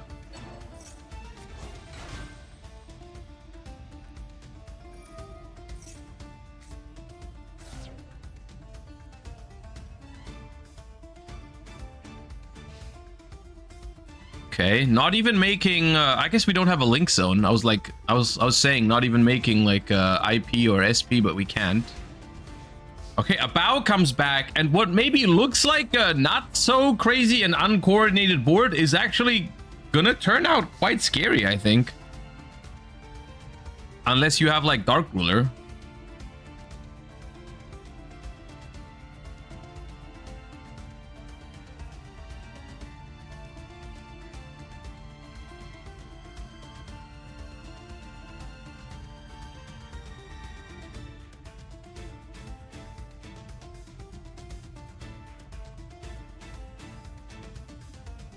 What is it?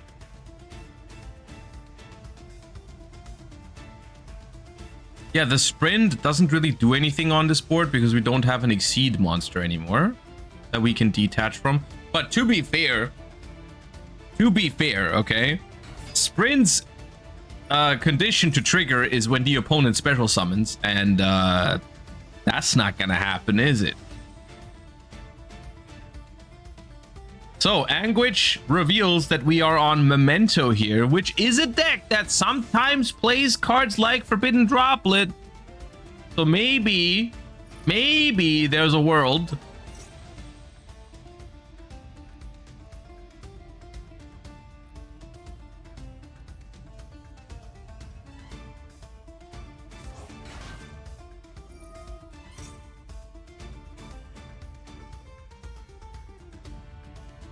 The board is full? Yeah, but that's no problem, right? Because a bow banishes itself.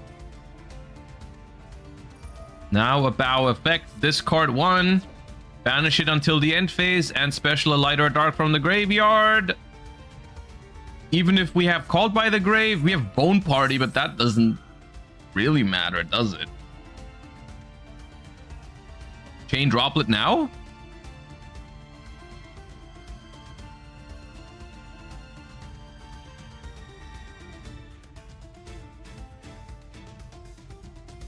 Chain Droplet. We have to send a monster if you have Droplet because of the Herald of the Green Light. Chain Memento. Oh, that is the wrong order. That is the wrong order. But they're gonna green light it anyways.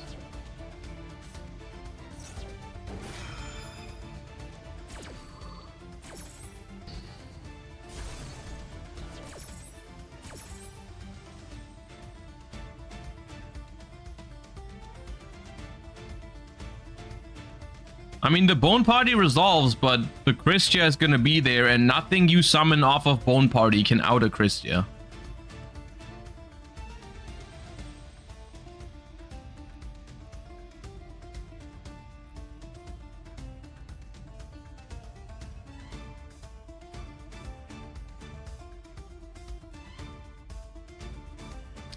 Riddle me this. If it's green light, why does it stop things?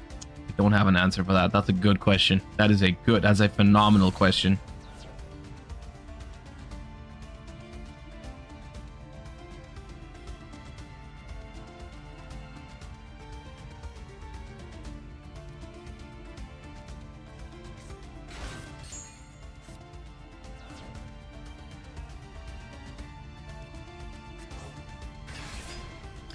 And I guess now I have my answer, or everyone has the answer, why Christia is on that Forbidden and Limited list update that is coming into effect in a couple of days. It's because decks like Gem Knight can access it from the deck. I don't want to say access it easily because they did have to jump through quite some hoops to get there, but still they are able to access it in their combos and lock the opponent out of special summoning, and that's gonna be tough. I mean, Christia is both-sided, so they might not have game immediately because they can't summon other things while the Christia is there, and it doesn't look like it's enough damage, but still. Oh no, Diabao comes back. Never mind, that's enough now. Yeah.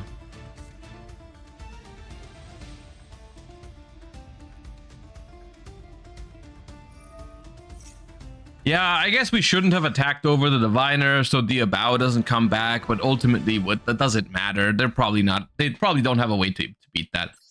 And Bronas going first with Gem Knights, which historically has often been a blind second strategy, but showcasing here that it can very well go first and do some crazy stuff.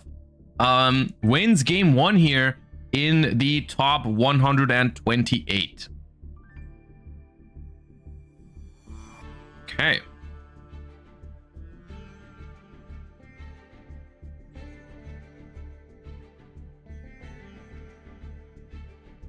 And our players are finding their way back to the table.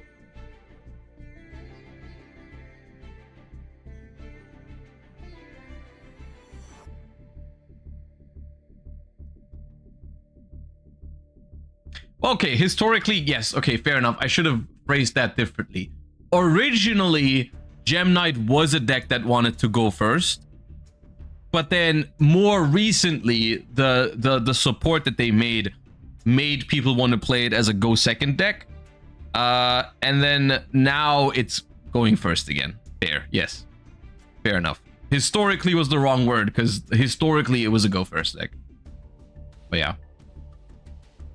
Any TCG today? We did some YCS Bologna talk earlier for about an hour before the Challenger Cup. But now we are doing the Challenger Cup.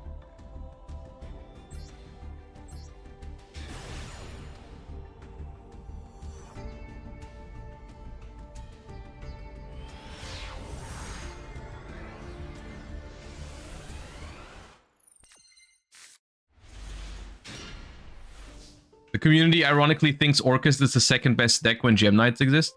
I mean, I am excited to see how exactly decks like Orcust and Mitsurugi fare in this current Master Duel format, or rather, especially after Red Ransom is going to be gone. But like, I do think decks like Orcust and Mitsu, and maybe even the combination of the two, is going to be interesting, as Prankster here having a rough day this time. One set pass. And we start with normal summon sword. Well, so we have swapped to a different deck. We have a forbidden droplet. It was in the deck, but we just didn't draw it. Droplet sending Ash Blossom is rough. Maybe even telegraphing another one. So we negate the Sword Ryziel and we just hope that the opponent doesn't have a play. But even if there's no extension here, which it seems like there isn't. Oh, there is. Never mind. Okay.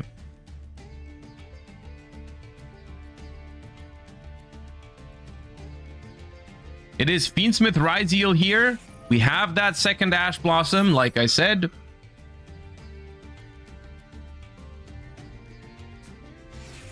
And we even have the Called by the Grave. Nothing going right for Prankster in this game. Very, very rough time here. If it is the Memento deck again, I definitely feel that. I've been there before, you know. Draw the opening hand, no Memento monster, nothing to do. It's definitely happened to me beforehand, so... yeah, it hurts. Fable Lurie. No Maxi. There's a Fuwa, though. That's something. And it does resolve. Okay, however, I'm gonna be honest with you. I don't know if I agree with using the Fuwa instantly on the Lurie. Because we need those draws. And honestly, from Brona's perspective... oh, he's going in. Okay, I was not expecting that. But sure, okay. Make Requiem. Give a draw. Do we have a draw? No. Okay. Another one! Okay, now it's scary. Are we just going in for game?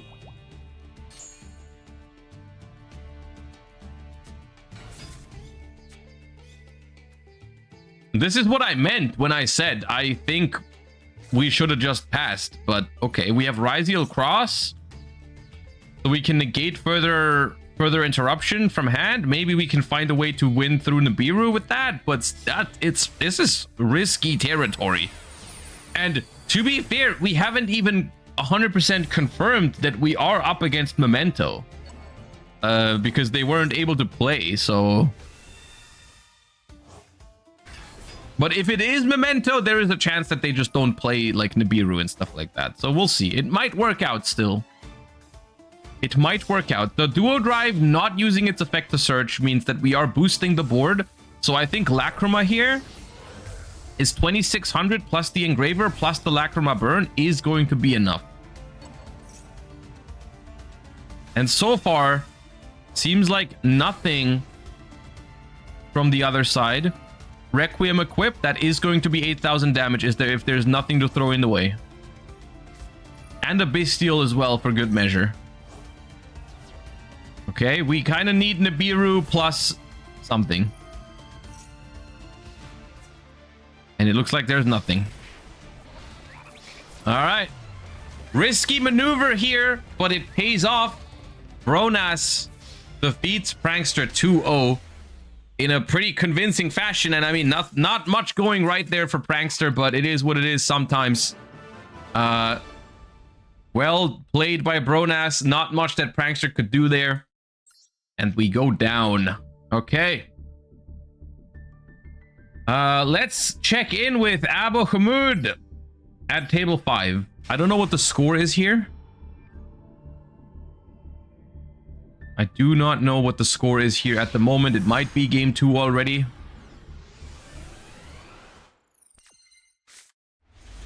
We've got Rayan going first. Okay, this is odd. Okay, this is also odd. Hello! Okay, I need to pause because there's a lot of things I want to point out and more things keep happening. It's very weird is what I originally was about to say. It's very weird to see Abo on the 40 card deck and the opponent is on the 60 card deck, because normally Abo is the one playing branded. And then they summoned Astraltopia. What does that mean? Onomata pickup for Onomatopera. Discarding Tachyon Transmigration. Discard Harpy's Feather Duster to search Dodo Warrior and Coat. Send Glove. Get Peruliad, which we didn't do in the draw phase, but they have called by for it anyways. Chain Max C. Okay, we baited the called by on the Perulia and then the Max C resolved. That's kind of huge. And now have fun doing your automat combos under Max C, I guess.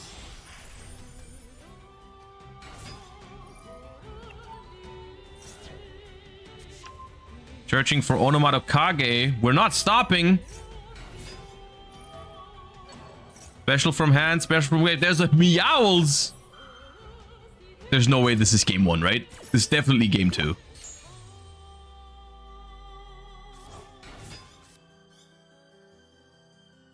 Deck out time.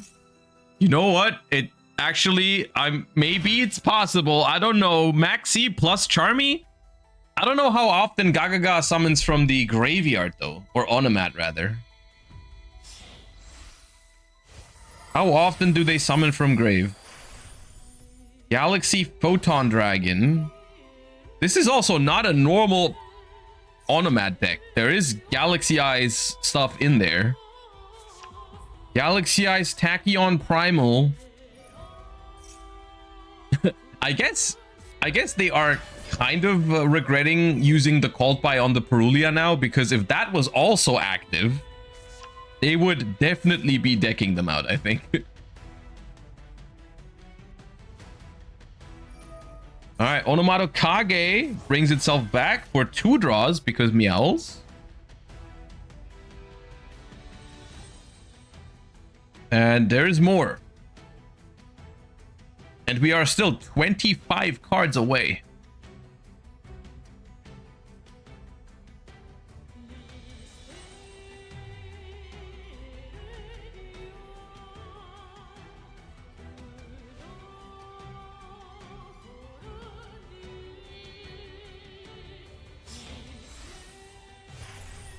Exo Sister Caspitel. Okay. Exo Sister. What? Ah?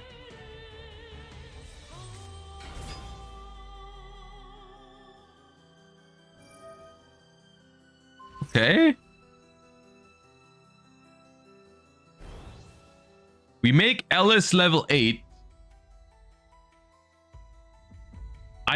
This is a first for me even. I don't think I've ever seen someone make a rank 8 with an Exosister monster that isn't. I think Magnifica is a rank 8, but like you make that with 2 rank 4s. I've never seen someone overlay a main deck Exosister for a rank 8. I don't think.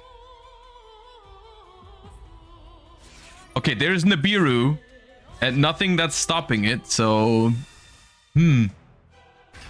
I guess I will never see that.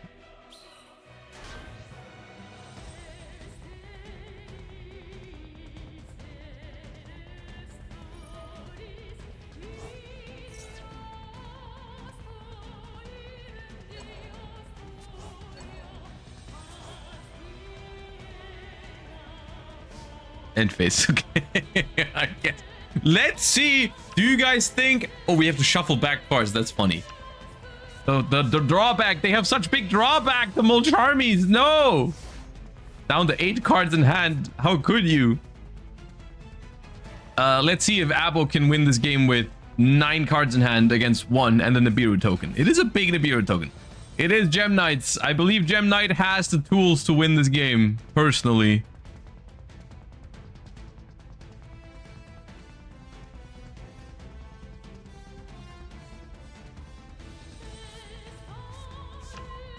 Grabs Gem Knight Dispersion.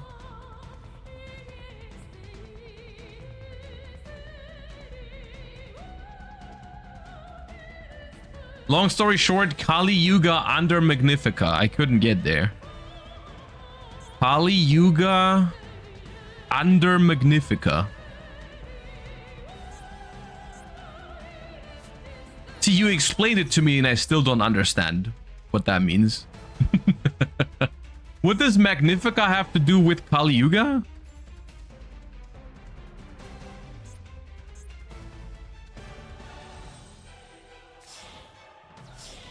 Oh! Oh! Oh! No, yeah, I get it. You attach the Kali Yuga as a material to a Magnifica, and then when the opponent activates something, you do the effect of Magnifica. Oh!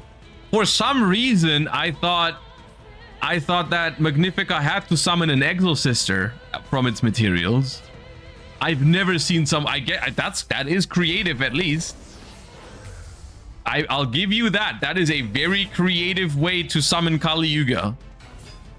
Probably the most creative I've seen. Dude, I would have gone crazy if you did that.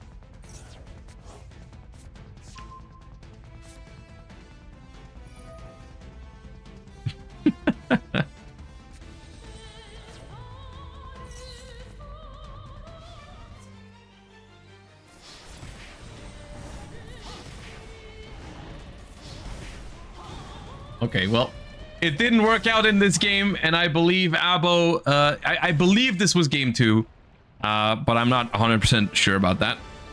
But Gem Knights take down on Onomat. Let's call it Onomat. Let's just call it Onomat, okay? It was an Onomat deck. Somewhat. Let us go in to table 9.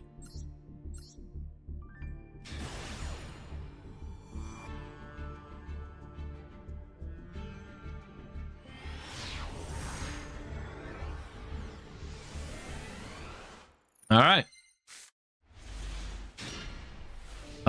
We have Drake going first here with Cursed Eltland. And we search for Elixir of the Glorious Golden Land, set 4 and pass. So we got actual pure Eldritch with Elixir of Scarlet Sanguine being hit with an Ash Blossom, trying to prevent the Golden Lord from hitting the board. Pre-prep of Rites, so I think, unless it's another Nouvelle, no, it is Mitsurugi. We search our Royal Futsu with that pre-prep. We have Habakiri in hand already. Summon Saji, tribute Saji. Saji for a ritual. Mitsurugi ritual resolves, summoning out that Futsu. Sending Kusanagi and Serpent.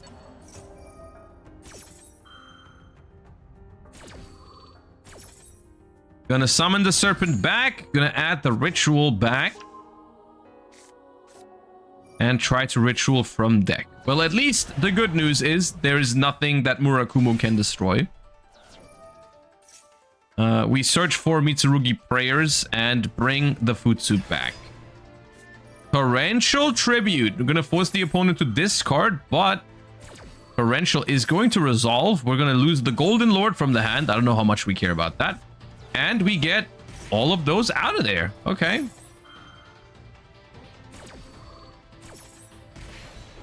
Pay 800, bring back Futsu in response to the trap.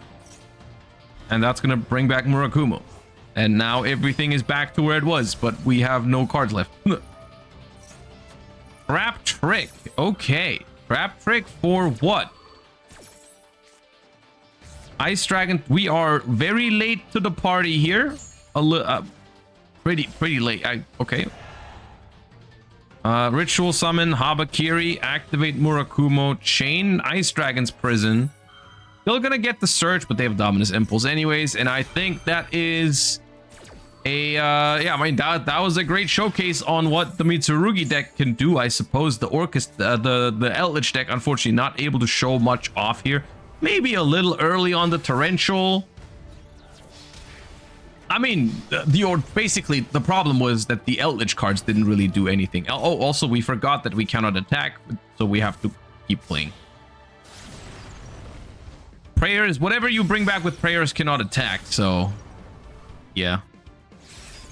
But the opponent was at least on exactly 800 life points.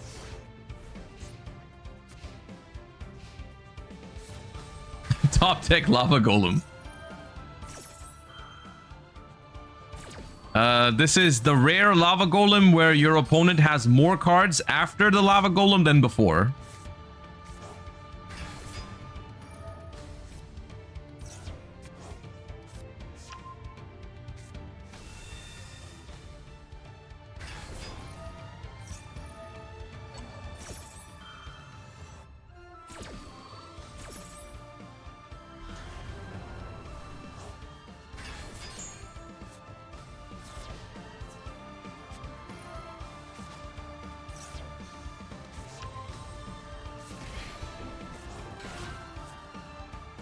So it cannot be destroyed by card effects until the end of the next turn, so it's pretty big, but I think I'm confident Mitsurugi can find a way to deal with that Golden Lord other than destroying it by card effects. Kusanagi is going to save the Murakumo. End phase. We cannot discard, so we can just negate this for free.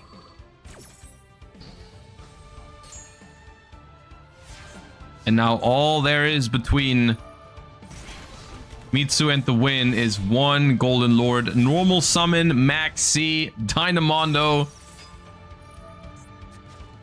Did not use Dynamondo's effect because they impulse from hand.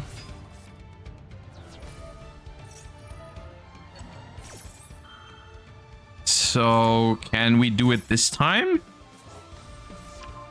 So do you just not have an out to this now?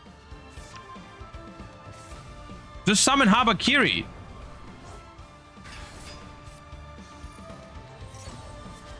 Yeah, there you go. Yeah, it was the second Dynamondo. Alright, and there we go. Finishing them off with their own Lava Golem. And Eldritch is taken down by Mitsurugi. Alright. Let's see what's happening between Lou with the U and Chaos Slime.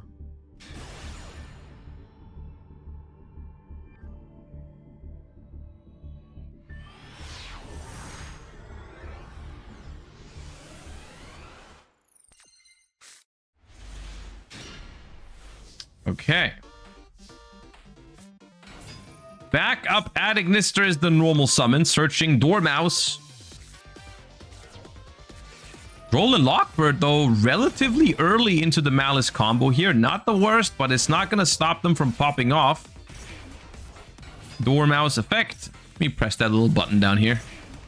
White Rabbit to set. Red Ransom. That card is not going to be allowed for much longer. Red Ransom banished for the trap card. Banishes Chessy Cat. Chessy Cat. At least we can't draw or cert, I suppose. Heart Scriptor. Brings back Link Decoder. And now we're live.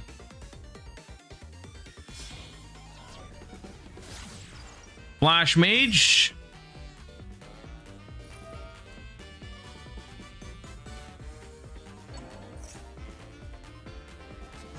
Bring back Chessie, but can't draw with it, I guess, is the good news.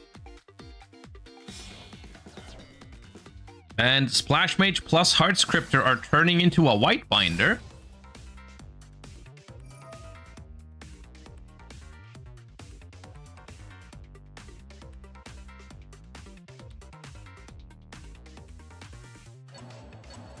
Banish Cryptor and March here. I believe both have not activated their effects in the banishment yet, so we're going to activate both. And summon the Cryptor back and add the March Hare back to the hand.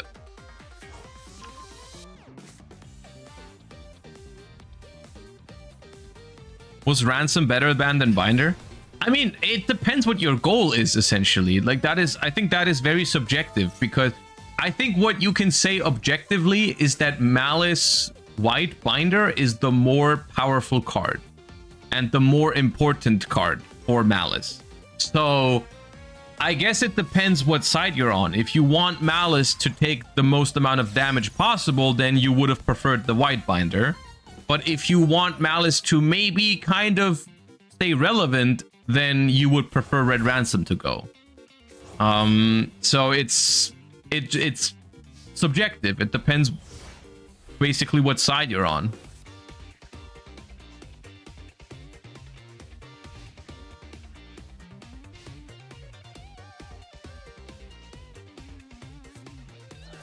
Okay, now after the Droll and Lockred was used, we still were able to make a very, very strong board, but we weren't able to draw all those cards, which might make a difference here in the long run if we get to a long run.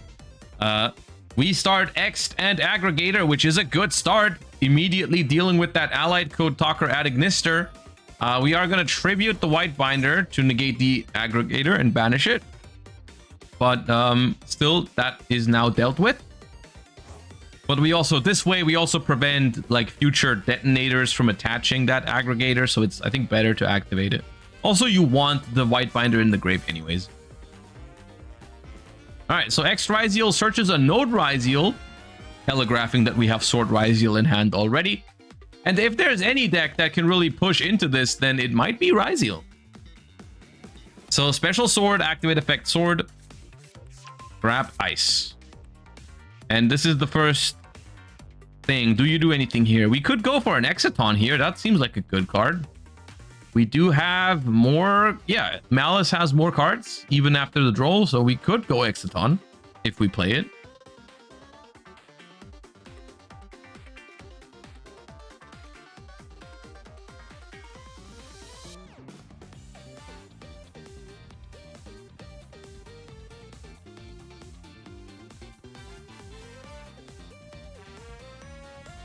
They are thinking hard about what to do here.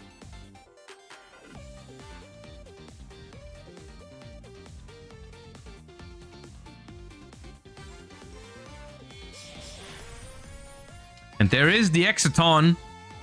6 cards versus 7, so Exciton can activate, and that is going to hurt if it goes through. Is there an infinite and permanent? Do we know both sets? We know there's GWC, right? But do we know there's a TB11 or MTP07?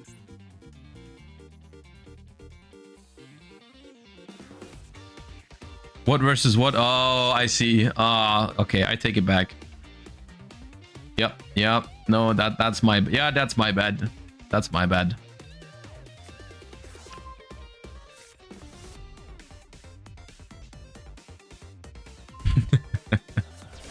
All right, we are going to banish that Exciton Knight, but we are also going to lose the entire board.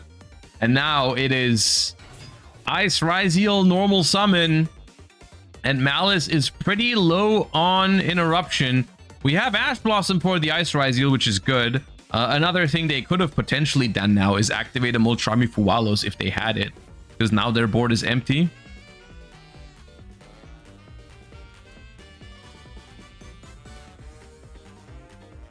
So Ice Ryziel has been negated. Do they have... They have Node, but Node cannot be specialed right now because there is no Exceed monster. Ooh, Nemesis Flag for Protoss. Nemesis Flag for Protoss is scary.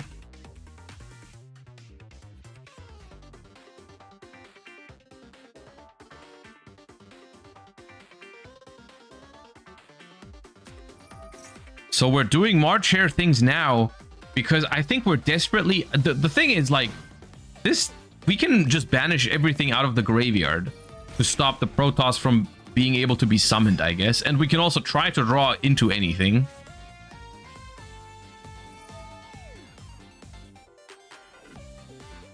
Would Protoss and Eschatos be fine if they could only be activated if the opponent controls a monster?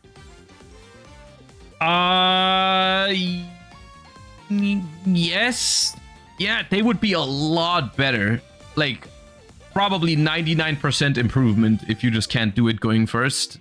Yeah, probably.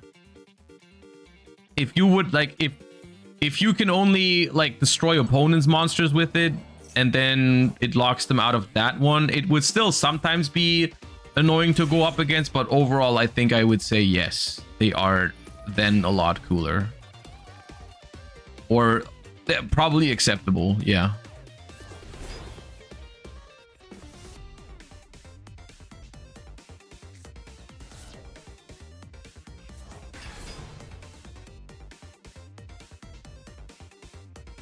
All right, we got a Heart Scripter out of that one, and a Red Ransom, and a March Hare. So White Binder continuing to print a bunch of cards here.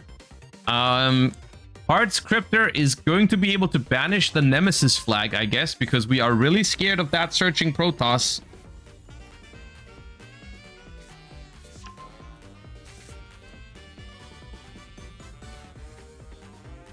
Any White Forest in today's cup? Not yet. Oh, wait, they let them search the Protoss. Okay. What was the... Oh, because we wanted to troll. Okay, I see, but we didn't troll. We must have drawn the troll of White Binder, I think.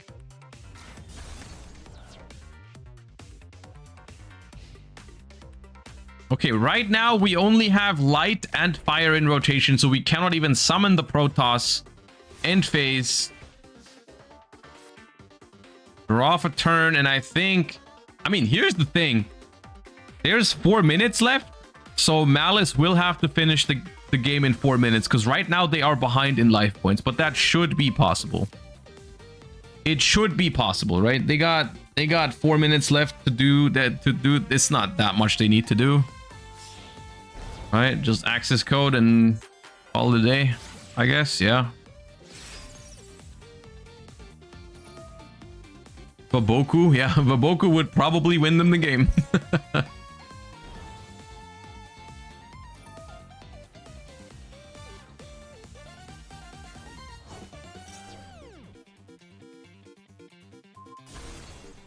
Ryziel Plasma Hole was destroyed by the access code talker. White Binder pays 900 life points to return. And I guess at that point, you could just go battle phase. Oh no, we don't have a Malice that's banished. Just access code banish a Malice, pop the Nemesis flag or something. This is way more than enough damage. Yep. And there we go, Malice.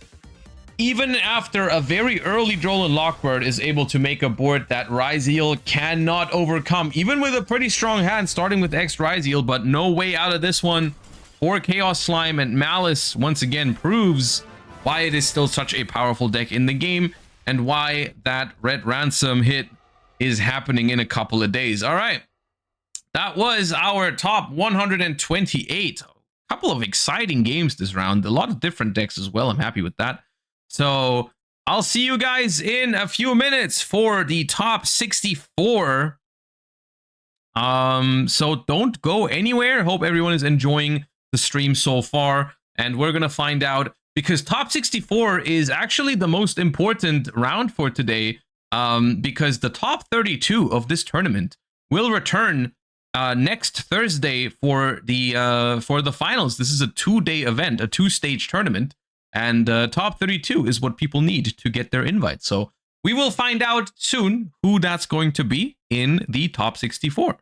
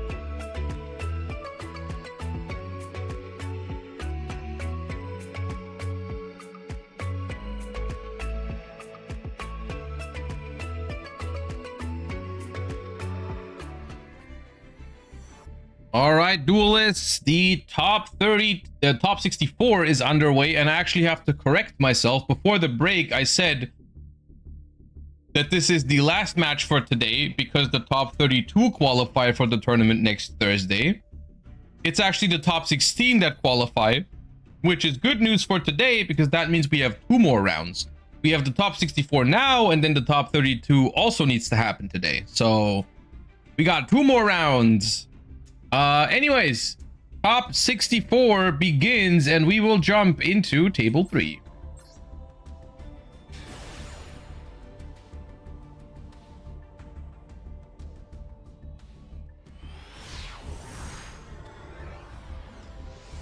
Okay. We've got someone selected going second. Oh, what does this mean? A Tenpai duelist?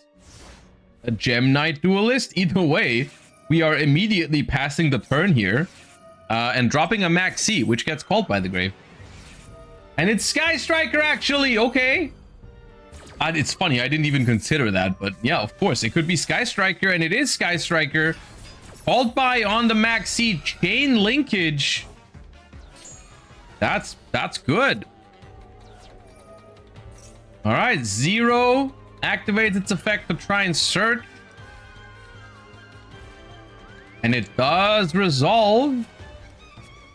And it grabs the alt art engage. Let's go. All right. That was all in the draw phase. So can't get drolled on that one. 2 spells are in the grave already.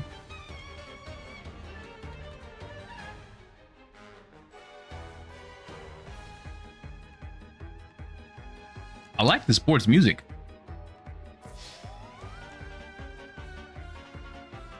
All right, battle phase, attack for 2k. And we have a second copy of linkage.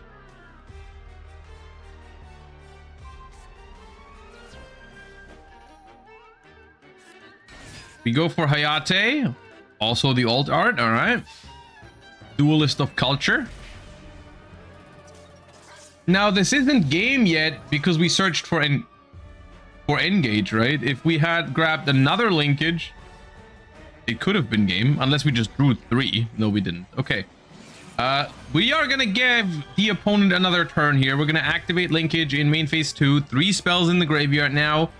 So we're gonna be able to do some setting up here. However, we have not gone for game. We could have. All right, multi-roll is added, and we draw our first card of maybe many if there's no droll.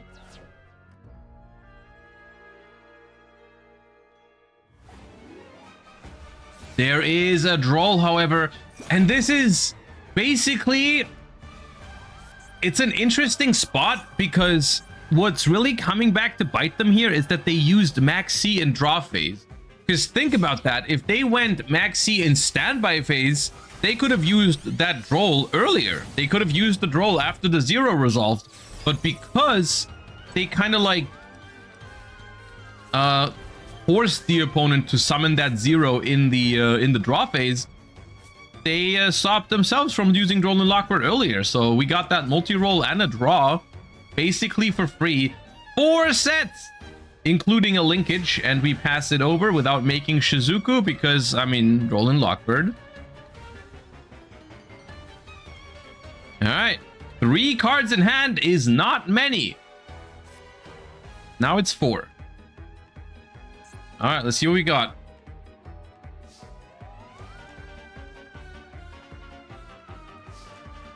We go to the main phase. Allure of Darkness is what we try to go for. Did we have that already? Were we lacking a dark? We have one now because we don't discard. Looks like it is Malice. And we've drawn a white rabbit. All right, pay 300 for white rabbit.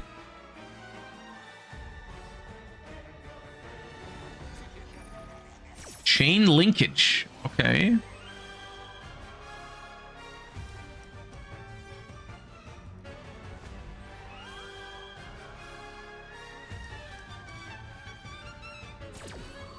Chain linkage resolves, sending Kagari, probably summoning 0, trying to pop, if I had to guess, trying to pop with the 0 here. However, if there is Ash Blossom, Dominus Impulse, or even something like Ghost Bell, that would be pretty good against that 0. Or their own called by. There's a lot of ways to counter that. So, White Rabbit activates to try and set a trap card. Do we immediately chain 0? No, we chain Widow Anchor. Okay. We chain Widow Anchor to try and take control of that White Rabbit and stop it from setting a trap card. That is a very good interruption against Malice because not only do you negate the effect, but you also take away the body, which is really good. And it resolves the Widow Anchor, takes the White Rabbit. We do not get a trap card and we lose the body. However, we started with Allure of Darkness, so we haven't normal summoned yet. But do we have a starter? Because we didn't have one last turn. Of course, the Allure of Darkness has changed things, but how much has it changed? Normal summon backup at Ignister. Try and search with it.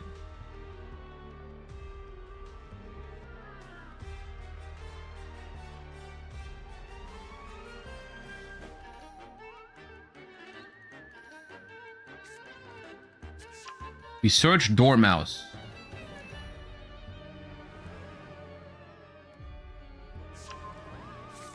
And we discard Dormouse.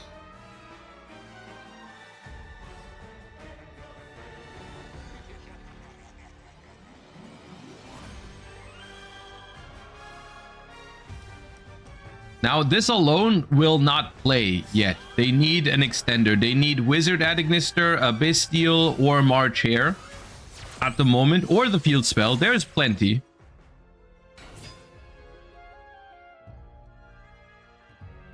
Plenty of names or plenty of cards they could have to keep going here. Summoning the Link Decoder and Bestial Baldrake is what they have. Banishing the Dormouse. That succeeds. So the Baldrake hits the board. Dormouse is going to pay 300 and come back.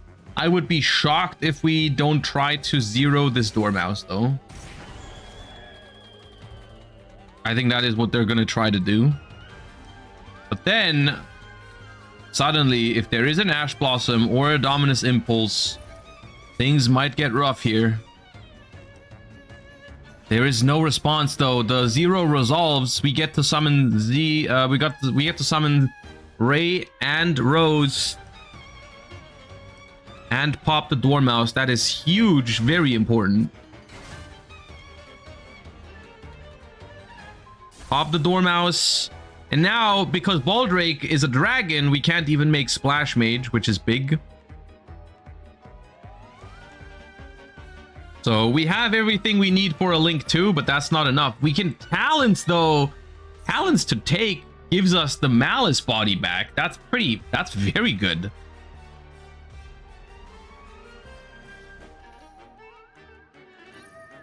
Chain Ray. Chain Ray?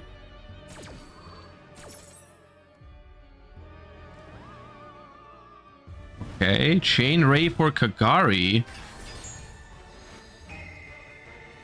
I think they just want the White Rabbit here, to be honest with you. I think they have to take the White Rabbit because the Link 3s require a Malice name, which is what they're missing right now. So we do get to summon Kagari and use its effect here. But that is still not enough. Malice, if uninterrupted, will probably win here.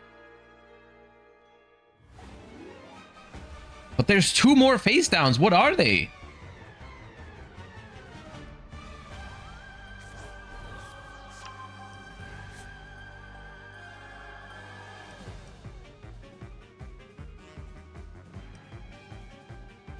Nothing yet. They allow the Link summon. That's rough.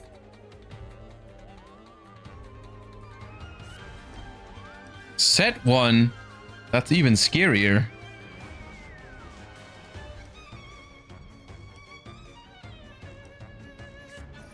They have Lemnis Gate? Okay, that seems not only very late, but also should have probably put that in the graveyard before summoning the Kagari. But yeah, that is definitely good enough.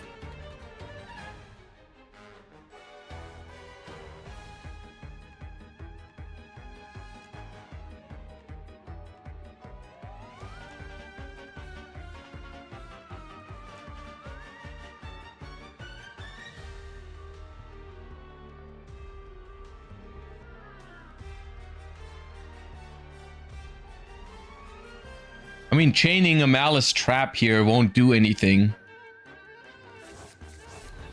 We're just gonna bounce Link Decoder and probably Baldrake or White Rabbit. Probably White Rabbit is smarter. Don't want to deal with that Baldrake again. Yeah. Except, actually, I think they can still... No, they've normal summoned backup. Yeah, the White Rabbit in hand doesn't do anything. Okay, battle phase it is. And I think that means Sky Striker wins this. Most likely. They have Engage in hand already. We know that. Run over Rose, but... Oof, that was closer than I thought it was going to be. And also, I want to emphasize, all of this is only happening because they didn't have a play turn 1, right? If we remember, the Malice deck was sent first, but didn't have the Allure of Darkness / White Rabbit yet. If they had done this stuff going first, it probably would have been a very different game.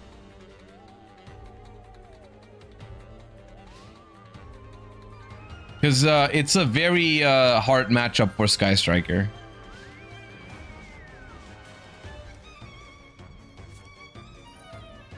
Alright, engage, and we know the card in hand is White Rabbit. We don't know what the set card is. Oh, now we know. It's MTP07. Okay, well, I think Sky Striker takes this one.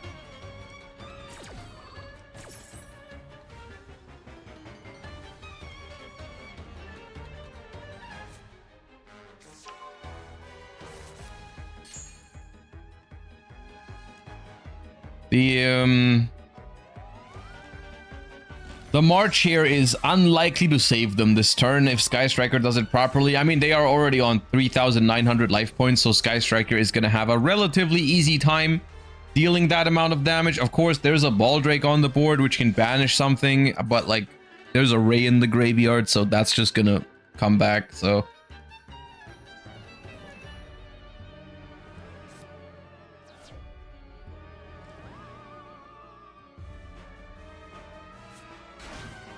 In the moment where they got priority back, isn't instant red ransom to play? Well, it's weird, right? Because you are correct.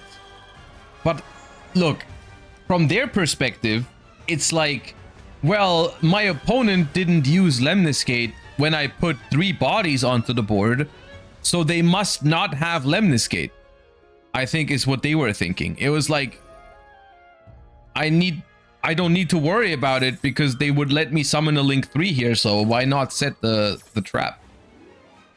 But a lot of weird things happened that turn, basically.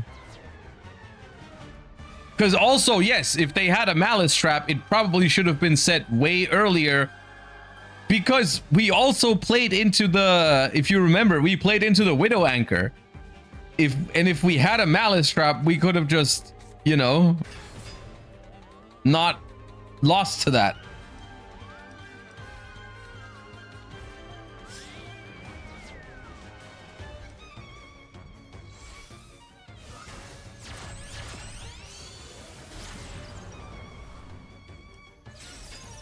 It's just sometimes it just turns out that you make a read on what your opponent has because of certain things that they've done or not done, and then it ends up being wrong because your opponent just forgot to do something, right? You're like, oh, they didn't Lemniscate when I had 3 monsters on the board, so they must not have Lemniscate. But in reality, the opponent just didn't remember to use the Lemniscate. You know what I mean? And so, you know, that's how sometimes if you forget about something, it can make your opponent play worse later because they just don't think you have that thing. Right?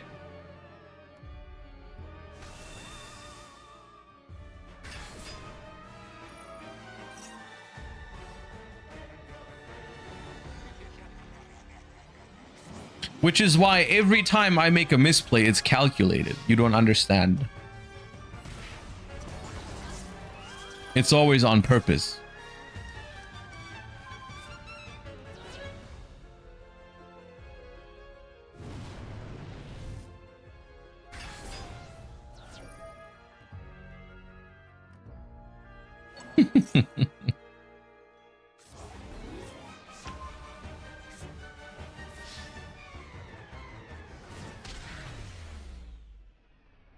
All right, Kagari goes for game here in a pretty interesting game, simply because of the way it was played by both players there.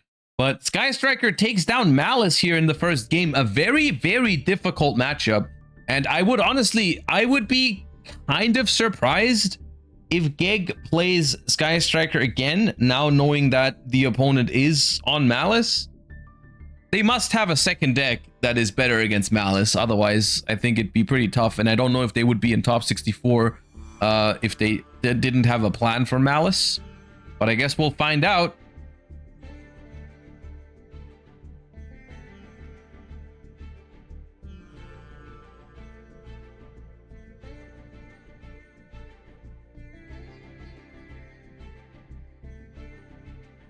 All right, let's see. Players are back at the table.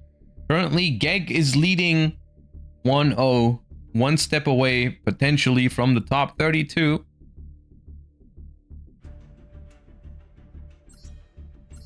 What if they just missed Malice up until now? I mean, yeah, possible. 100% possible, yeah. Could be.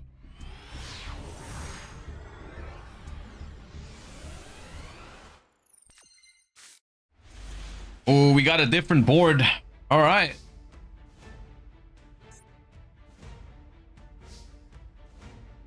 Going first with what this time? Bingo machine, go. Okay, wait. So let me get this straight. You played against Sky Striker with Malice, which is a super good matchup for Malice. You just happened to not win it.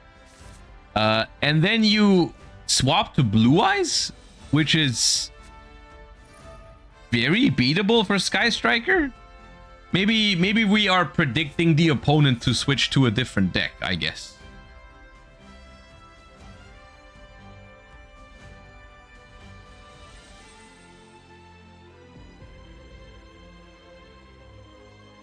Maybe they're trying to be one step ahead. Maybe it's like, oh, surely my opponent is not going to bring Sky Striker again to a Malice matchup. So they must have something else in store, like maybe Lanceas and stuff like that are coming my way. So let me play Blue Eyes. All right.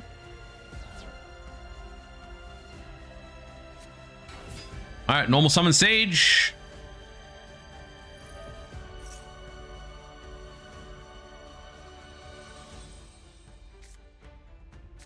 Grab Maiden of White. Normal summon Sage, I think, is a good sign for Geg because it means no Primite, Lordly Load, or Ether Barrel, right? That's always something you're happy to see when you're up against Blue Eyes if they don't have access to the Primites.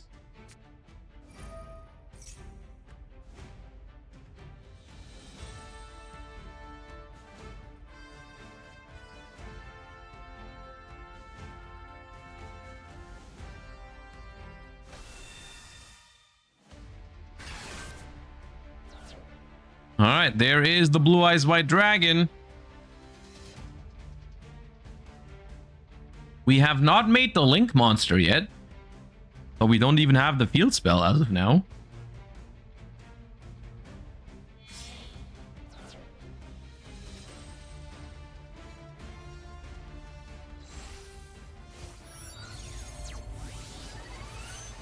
Blue Eyes Spirit Dragon.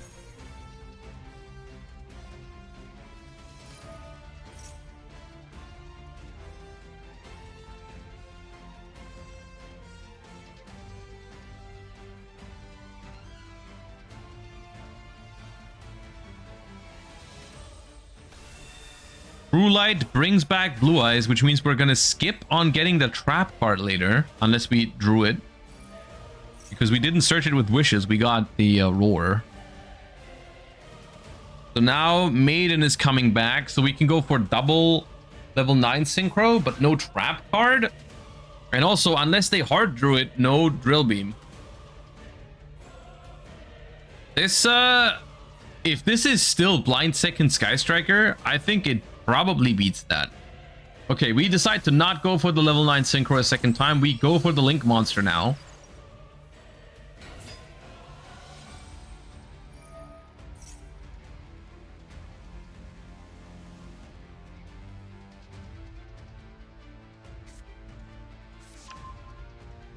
All right, we got the Mausoleum.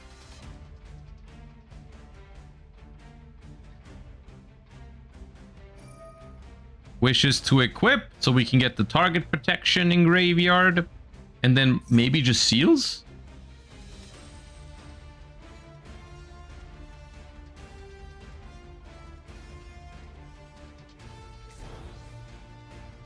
There it is, the Neo Blue Eyes Ultimate.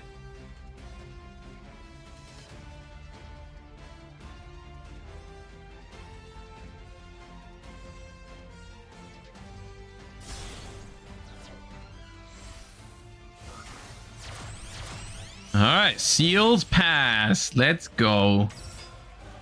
How many sets do we have to add to that?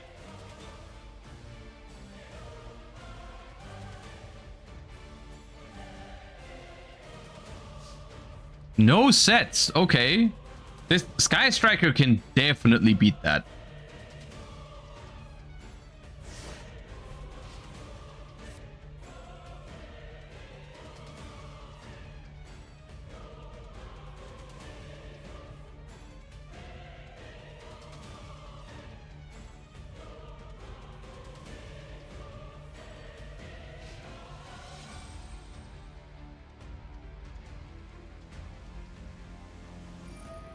Okay, in standby phase, Blue Eyes Spirit Dragon is going to attempt to tag out into Blue Eyes Ultimate Spirit Dragon.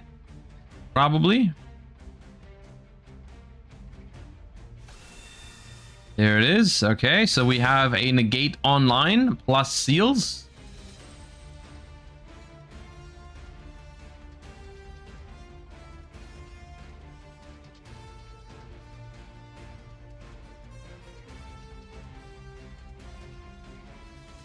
Now, did we swap off of Sky Striker? All right, we're firing it all. We're firing it all in the standby phase. Maybe playing around Talons. Bring back Blue Eyes, bring back Maiden right away.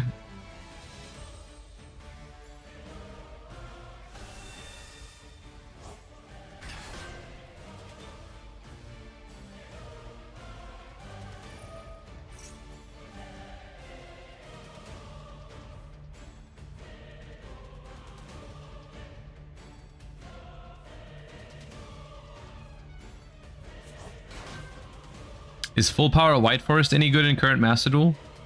I mean, it's not even out in full power yet, right? We don't have the White Forest field spell, and I think we're missing some other small things as well, but the field spell is still missing. It's not bad. Oh, we just got them. Oh, was it in the pack with, what was the other pack? What was the other thing in the pack? I actually haven't looked at it yet since I was gone for YCS Bologna. Okay, well, scratch that. Everything is out for it. It's probably decent.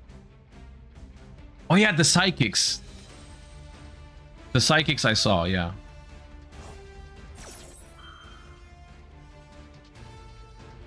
All right, Afterburner is negated by the Neo Blue Eyes ultimate.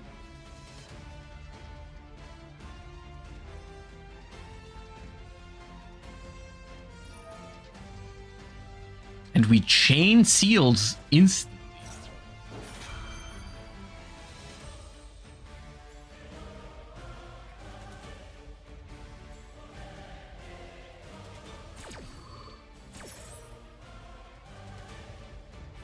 Do you think any of the new White Forest support slots into White Forest Runic? Not really, no. I mean, you could, but I think White Forest Runic just in Master Duel with the small runic amount, like, it's just not really a thing.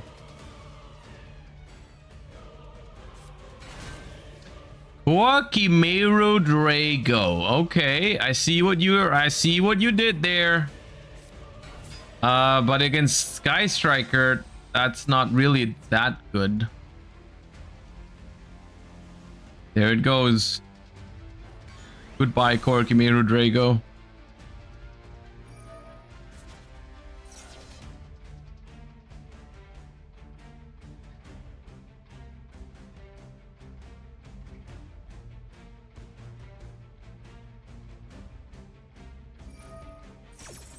All right, Ray attempts to tag out, but Blue Eyes Ultimate Spirit has something to say about that.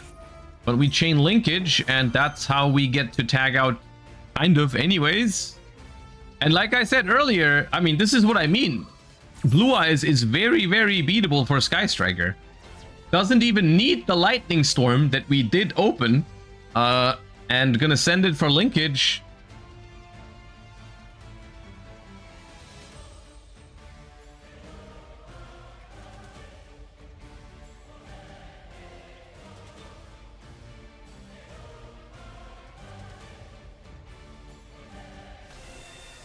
There's Sky Striker A0.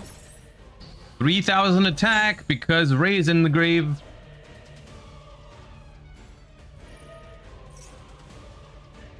I don't think we're gonna see an OTK here. No, I don't think we're gonna see them going for game this turn. This Ghost Bell is also very good. I didn't expect them to be on Ghost Bell, but that's good.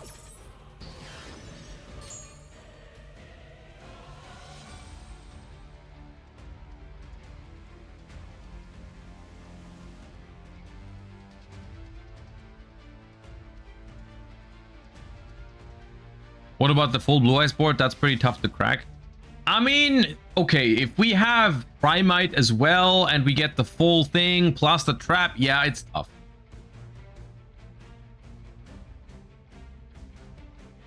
I don't hate the fact that we bounced our own True Light back into the hand, so it's not exposed to be popped by anything. I don't hate that.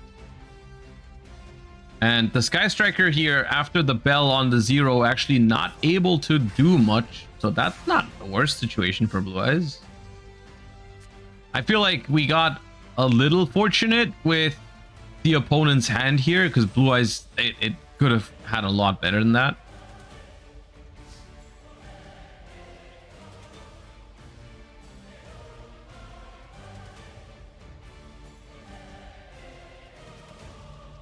The bell did more than the whole Blue Eyes board. The bell was kind of the biggest deal here, yeah.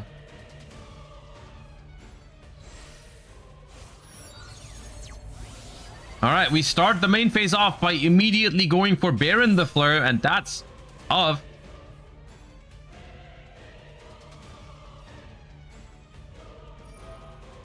Tribute 0, try and pop. But, I mean, worst case, we just Baron negate it. Yep. Maybe we got Widow Anchor? Nope. 0 gets negated. This is sometimes the most annoying part about 0. Is that if it gets negated, you don't even have a Sky Striker link on the board anymore. So your Ray cannot even come back later in the turn.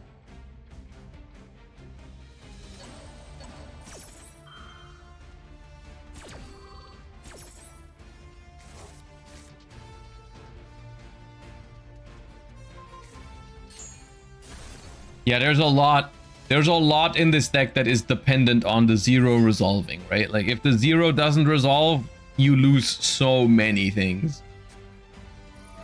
Oh, we drew a Lordly Load for turn. Okay, I mean, I think that's gonna seal the deal here for Blue Eyes. Because now, even if the opponent top decks something nice, we have a way to stop it with Drill Beam.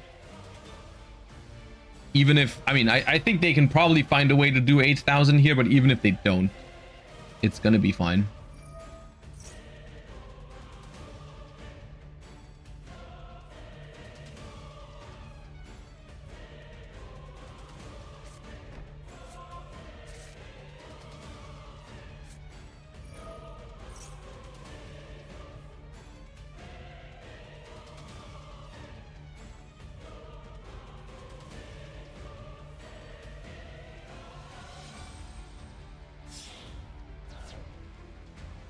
Okay, we already have the field spell, but we still go for another spirit.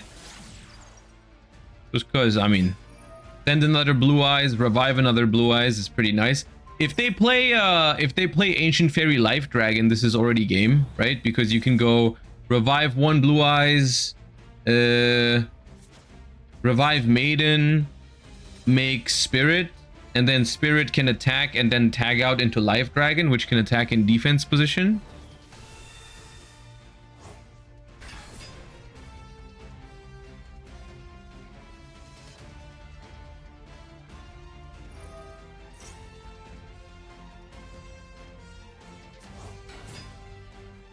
So this is currently 6,800 damage, but with Spirit, it's going to be more.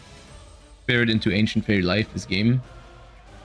Don't know if everyone... Do you think everyone plays that right now? I think most people I've seen play it, but maybe they're not. I'm not sure.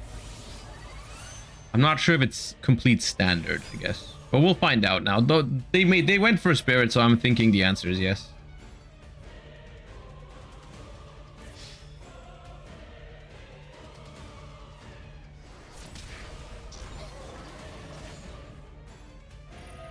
All right, they're doing all the things that are needed to do if you play it, so I think they will. And that is potentially going to be the equalizer. Yeah, there is Ancient Fairy Life Dragon. Is able to attack in defense mode, and therefore Blue Eyes White Dragon with the animation goes for game here and equalizes the series at 1-1. Funny, it's a match of the upsets so far. The Sky Striker deck beats Malice in the first game, which is Malice is definitely favored in that matchup. And now Blue Eyes beats Sky Striker, and I think in that matchup Sky Striker is a little bit ahead. So far 2 unlikely victories, I feel like. Let's see what these players choose to bring for game number 3. Most importantly, what is Geg gonna play, because they've been going second with Sky Striker and they seem confident with that, but now they get to choose for game 3. So is Sky Striker still what you go for? Or would you rather play something else? Because, I mean, potentially you pick second now again and you run into Malice, might be in some trouble. Might be in some trouble. But maybe they have like a really good going first deck as well. All right, okay.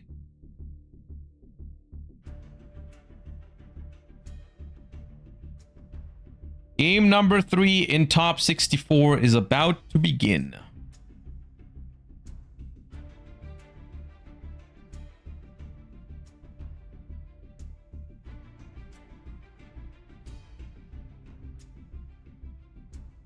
It's been 2 long games. They got 11 minutes left. So it's enough potentially for a game, but it's not the most amount of time.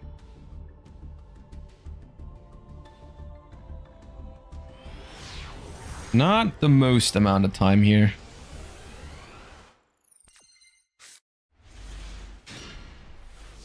All right. And they sent the opponent first again. So it's going to be Malice or Blue Eyes going first for a 3rd time. And it is the one of Dormouse. Shoutouts to whoever said the consistency hits are doing work during game 1.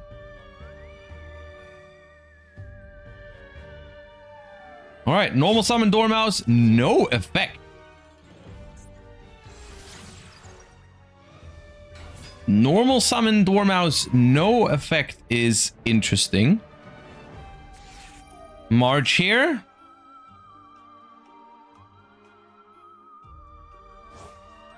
Vanishes the Dormouse.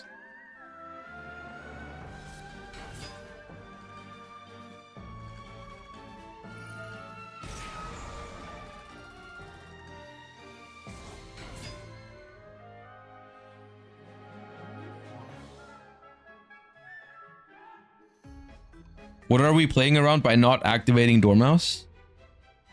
I am not sure. I guess we'll find out.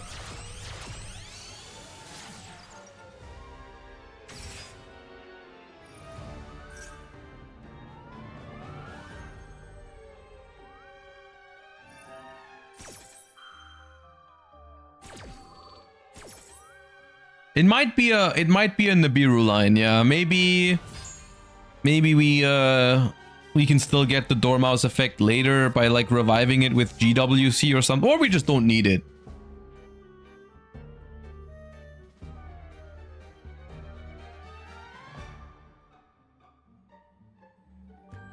All right. At the moment, there's 8.5 minutes. I'll just let you know at the end of the Malice turn how much time is left for some context, because it could matter this game. Cyber's Wicked is activated. Malice in Underground is the follow-up.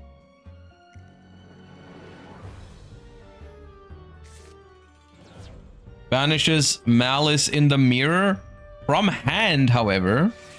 We did draw that one. Could have gone for like a Chessy Cat to banish it, but sure.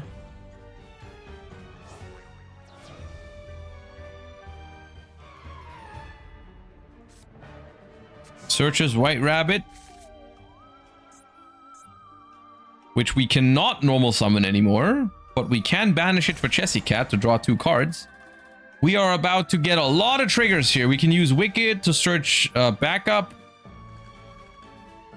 We can banish Chessy Cat for Ransom. Ransom is, and then we're gonna get back to Chessy Cat. Chessy Cat, banish White Rabbit, draw 2. White Rabbit, summon itself, set a trap card. Lots of things that they can do now.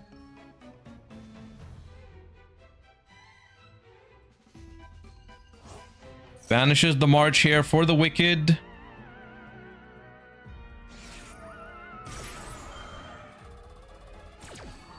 Top 32 on Thursday. I think top 16 on Thursday. I thought it was top 32, but I think it's top 16 actually.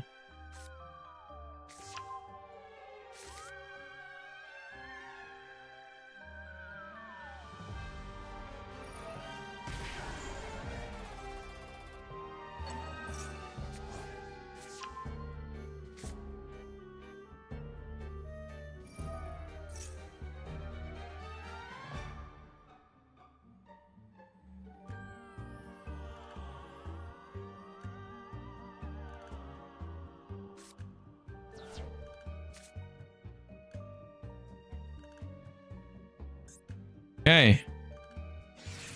Did draw 2 cards, like I said, with the Chessy Cat. Back to 6 cards in hand. Summon White Rabbit.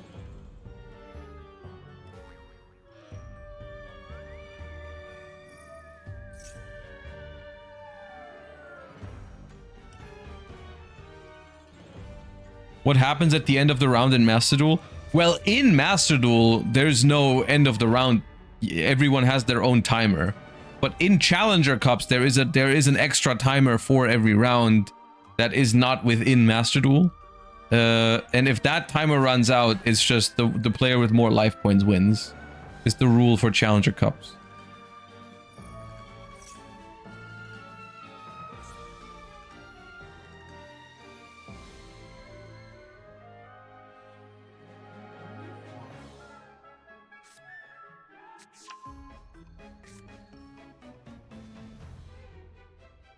Doesn't Malice just lose by timer? I mean, it depends. Not yet, right? Because Malice can gain life points with the GWC trap, so it really depends how this is played, I guess.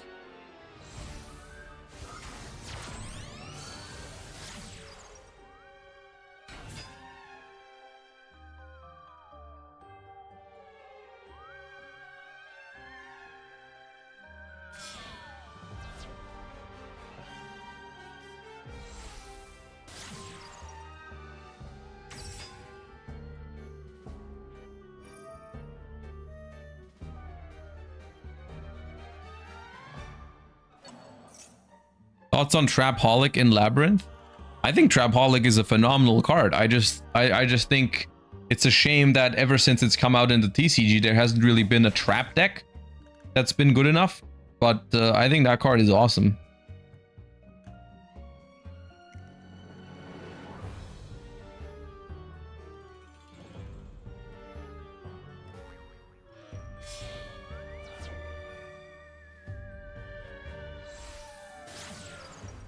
All right, there's the white binder.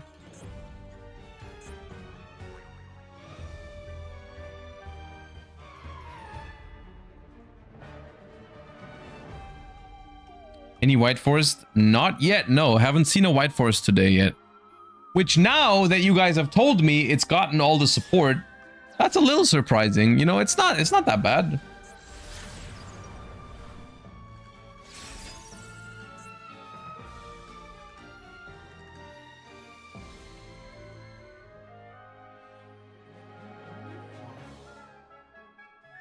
I guess it suffers a lot from Droll and Lockbird if people are playing that one for Onomat and Mitsurugi.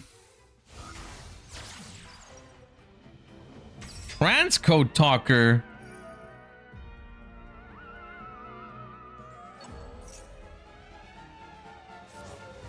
Bring back White Binder.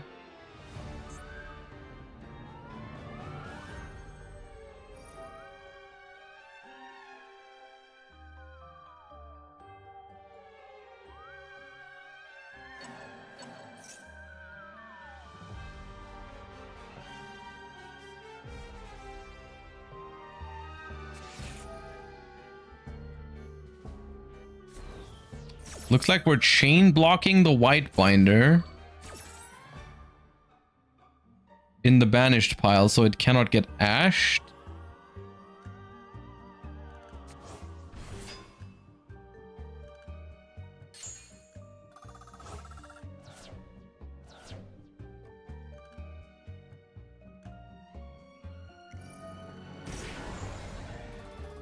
Pay 900 for binder, pay 900 for cryptor.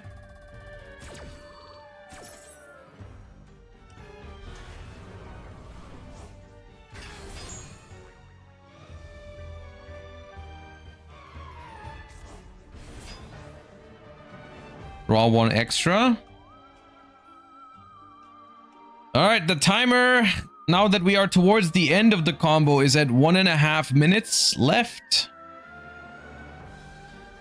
And I'm afraid I kind of see what's gonna happen, which is probably just reset GWC and then regain life points at the start of the turn immediately.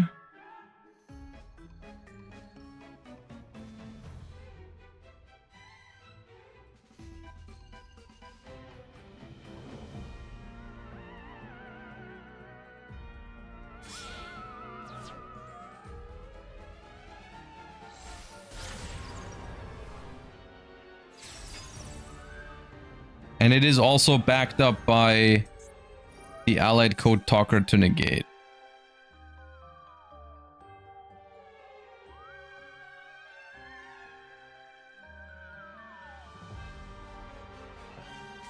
Yeah.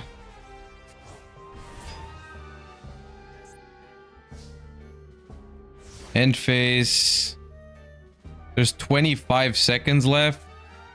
And the GWC onto the cryptor is going to gain 25 life points. So that puts them at 8,900.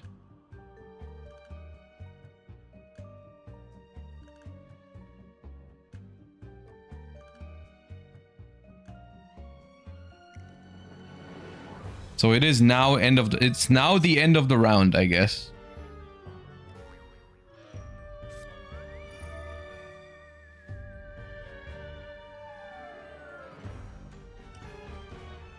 So, but what happens now?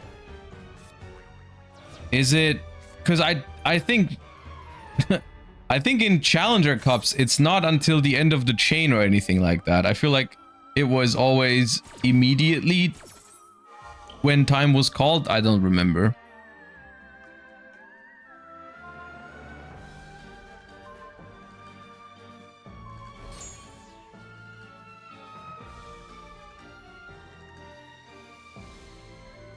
I think if it's still the same rule, then I think Sky Striker wins here and the Malice player just didn't take enough time.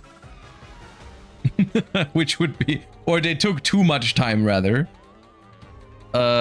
Which I think is what happened, but look, this is something... this is something that I'm gonna let the judges handle. It's not my job. I just watch and commentate. But I think Malice lost.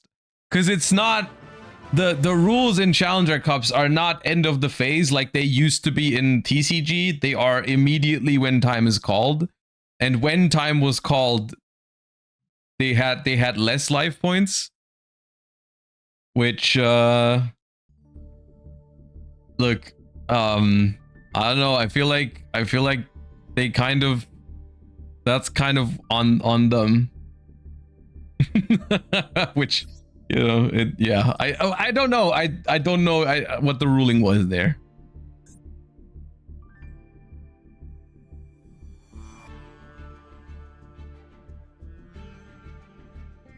But I do feel like the Malice combo could have been played faster, is what I will say. I've seen Malice combos that were performed a little bit faster.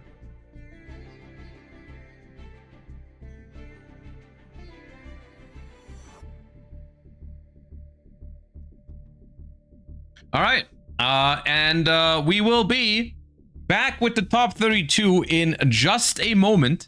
I'll let everyone get set up and I'll quickly grab something to drink. Top 32 is going to decide, this time for real.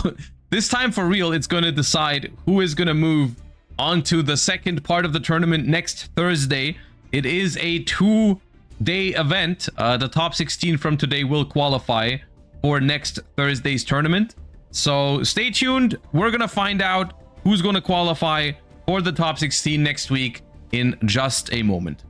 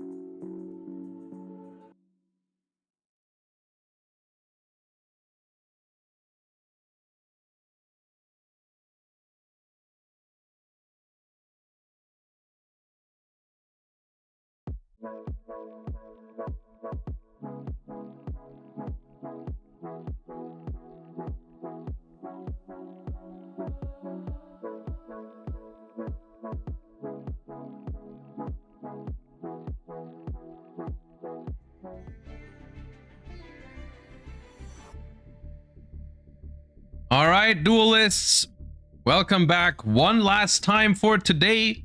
The Challenger Cup Finals qualifier is in the hottest stage. Top 32, top 16 will qualify for the second stage of the tournament.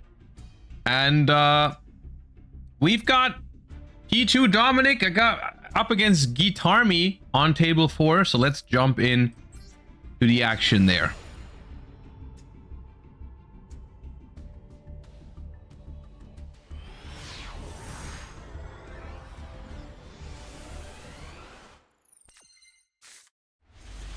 All right, Dominic wins the coin toss and decides to go first. 40 versus 40. Normal summon Chessy Cat, banish White Rabbit, draw 2. Insane start for Malice. 5 cards in hand still and already 3 cards on the board. Makes Link Decoder, activates March Hare.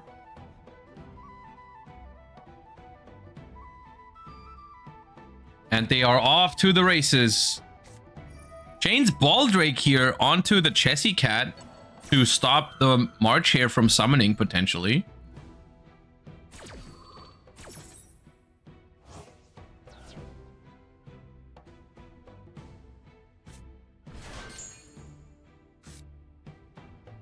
And that confirms that they have no more Malice cards in hand at the moment, because the March Hare did not summon. And March Hare can banish other Malice from hand, so...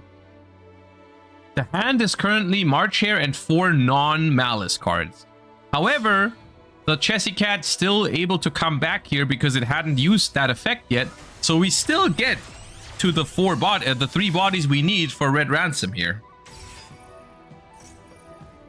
So what I'm seeing here is a Malice board with 4 non-engine in hand, likely.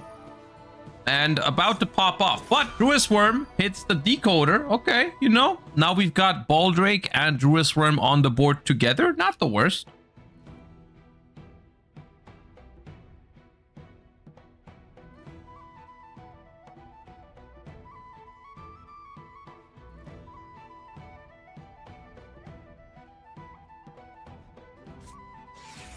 Ooh, cross out for Druis Worm. Do we play Druis Worm? We do. Okay. Opens with Chessy Cat and... okay. Okay. All right. We've opened 3 Bystials. And make it 4. Serenir? Serenir? No. Okay.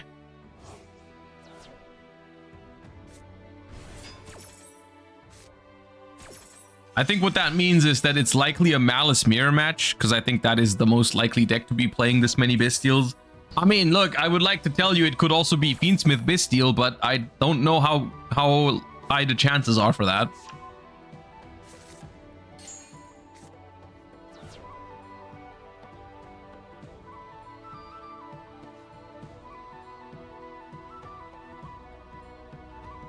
Yeah, surely it's Bystial control, right, guys? Right?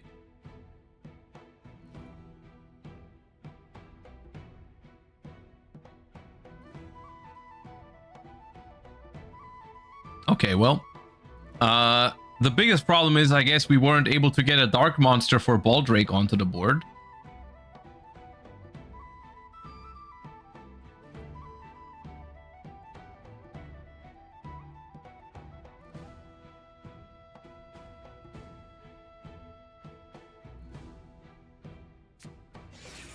Activate Malice in Underground. We keep going.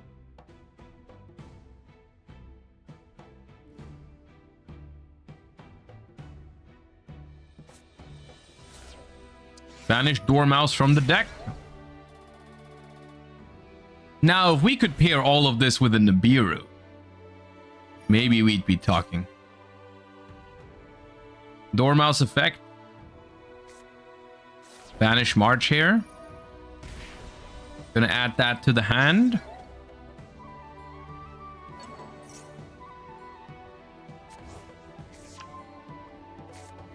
No, the update that is going to put Red Ransom to 0 is next week. I think it's the 5th. Yeah, I think it's the 5th. Which is Friday? I think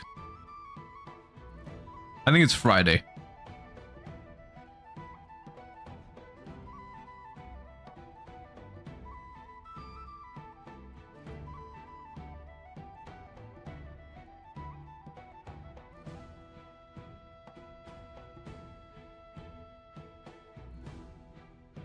Seems to be a complicated spot here for Dominic.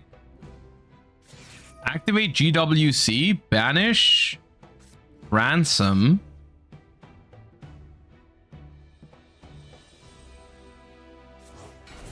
Brings back the Chessy Cat. Pay 900 for ransom.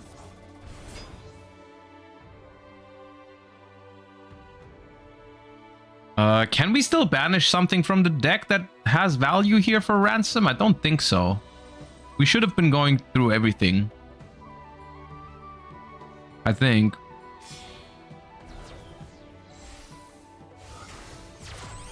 All right, we make Cyber's Wicked.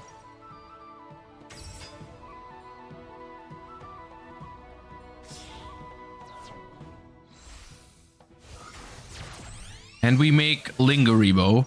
Now, the thing with this is we don't have a Malice name on the board anymore. Of course, backup can search Wizard, so, like, it's kind of whatever.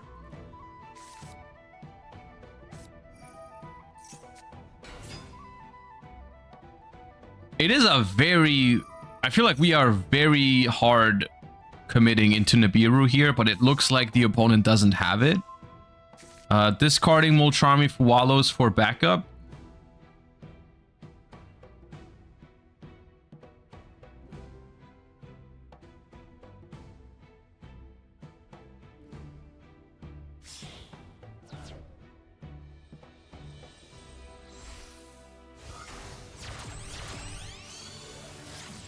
Make Splash Mage. There you go. That's going to bring back a Malice name. That's going to make White Binder.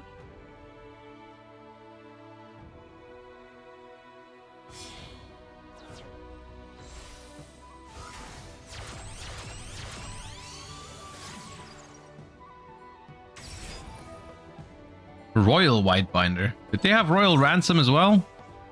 No. Oh, they are very happy that the one that needs to go is Ransom and not White Binder, because they had a Royal White Binder but not a Royal Ransom. I see you.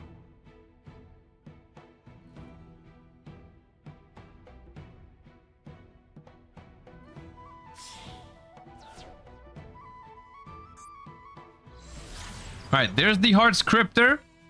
And I think we are almost done. We're going to banish this Baldrake with the Heart Scripter. And then likely just Wizard back something. And then go for Allied Code Talker.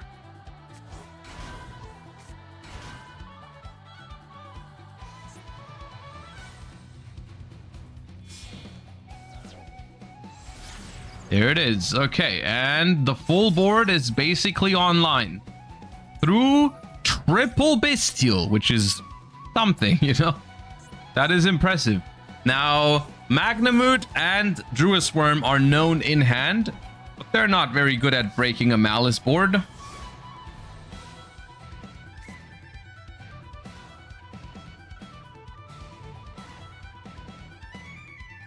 Five cards in hand. But two of them are, I don't want to say useless, because they're not useless, but they're not as good in this matchup, I don't think.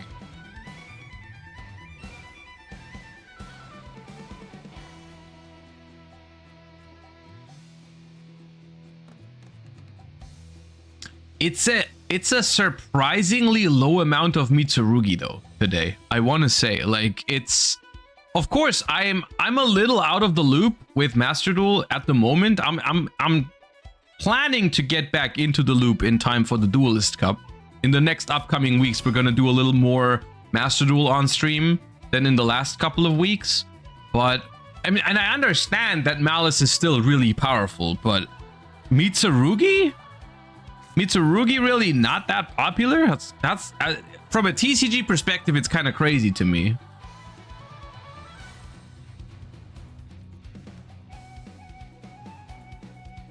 Are you actually going to prepare for the Duelist Cup? A lot of it depends on essentially what is in the next pack. On you guys are saying there's a pack on Friday. If that pack is bringing some cool stuff that I'm looking forward to, like, I don't know, Yami or Draco Tail or something like that, or Vanquish Soul, if that's in there, and then the format also gets a lot better with Ransom out of there, like I could see myself tryharding it, yeah. But I've told myself in the past, I am 100% going to base my decision on my enjoyment of the format. Like, I'm not gonna force myself to hardcore compete in every single Duelist Cup, but if there is a format that I like, then I'm very open to it. We'll see. I mean, I think the timing for me is looking pretty good. You know, it's happening right after Red Ransom is gone, basically, and then there's a new pack with hopefully some cool stuff. And then I'm happy to do it. Also, I have the time for it this month, right? Like I said, literally, I've been traveling a lot the last couple of weeks. But in December, there's literally only one thing where I'm not gonna be home outside of like some Christmas stuff.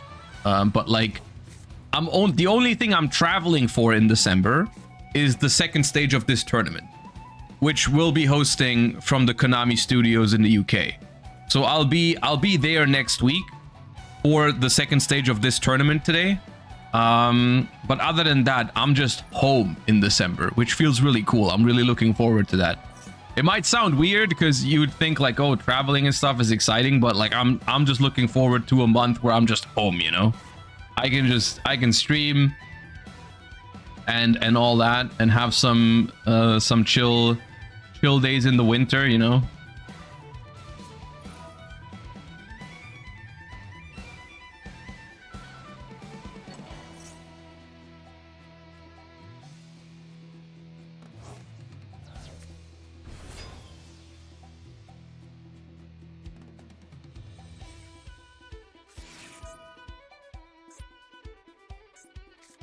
All right, we've used like the majority of the hand already, and we still haven't even gotten the Allied Code Talker negate out of there.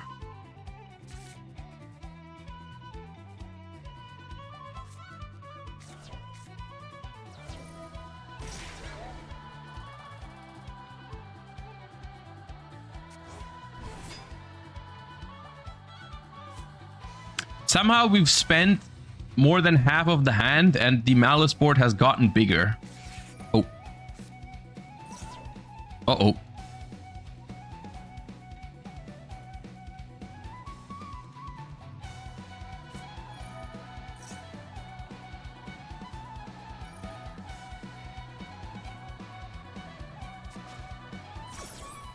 I mean, to be fair, I don't think it matters. I don't think the Maxi matters much here. It's more like adding insult to injury, but like where it doesn't really matter, does it?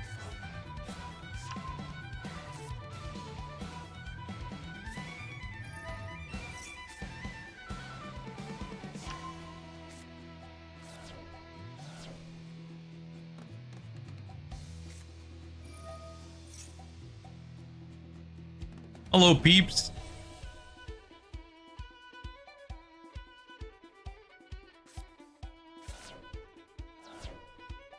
What do you mean? I'm an expert at commentating Malice mirror matches.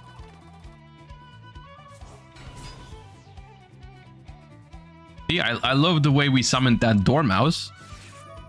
And now we imperm the Dormouse because Dormouse effect is very powerful.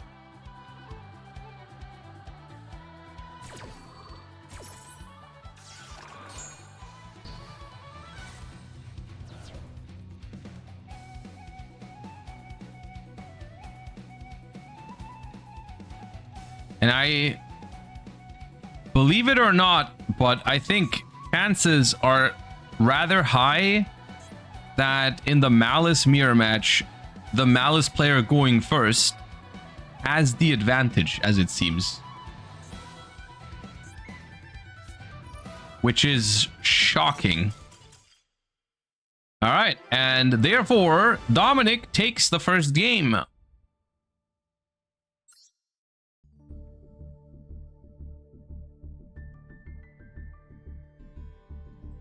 And now the question is, what are the second decks of these duelists? Because we haven't seen them before in the tournament, and are they happy just queuing a Malice mirror match again? Or do they have something prepared? Especially, of course, because most likely the turn order is going to be reversed in game 2. Most likely, Dominic is going to be forced to go second. So do they have another option? One deck that I expect a lot of players to have, and we've seen it a couple of times today already, is Gem Knight. Just for when your opponent gets to choose first, you just swap the Gem Knight, easy peasy. I think that's something that could happen. Well, who knows?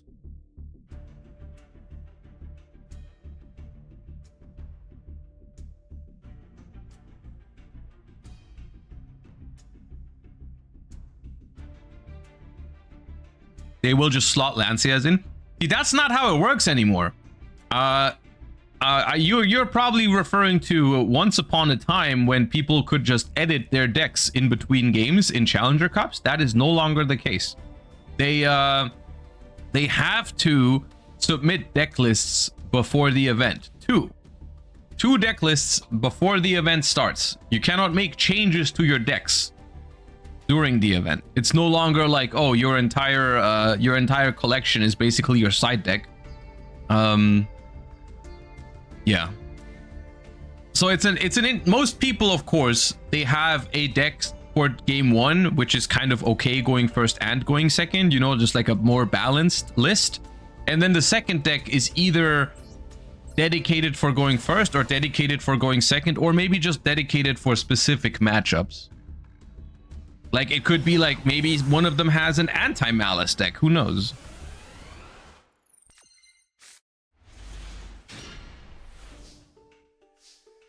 Do they have to be different decks, though, or can it be the same with different non-engine? It can be the same with different non-engine. You could just play a Malice for game 1 and a Malice for game 2 with more hand traps and stuff. You could. There's no, like, shared card pool or anything like that. All right, Allure of Darkness, and followed up by a Maxi, but we already have the Ash Blossom.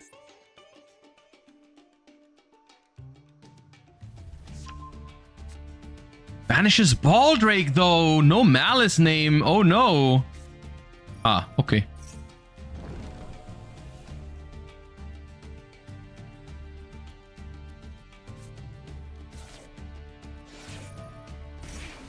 Dormouse.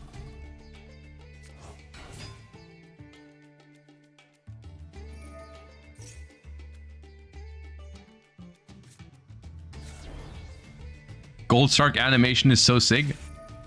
It is. But also, counter argument, Gold Shark usually banishes a Tenpai card or a Malice card. All right, White Rabbit gets hit by Dominus Impulse. That's pretty good. Do we have a good normal summon?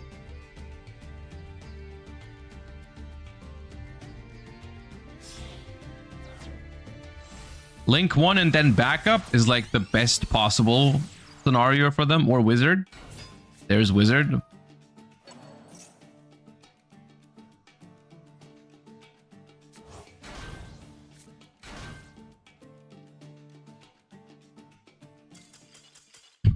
Okay.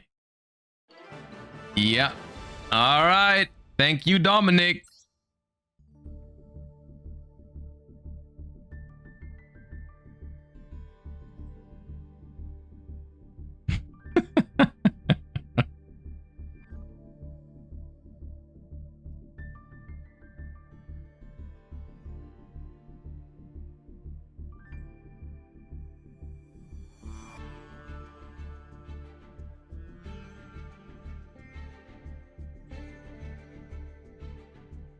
and we watch Bronas after this. We can jump into the Bronas match after. The reason I picked this one over the Bronas match is because we've seen both of those players before, and I wanted to give some spotlight to some duelists that we haven't seen today yet. But we can jump into Bronas after this one is finished, which we are headed into game 3 now, so there's a good chance that this match is done before Bronas and Lou with the U are done. I don't know what game they're in right now, but we're headed into the last one, and then we can check out what's going on over there.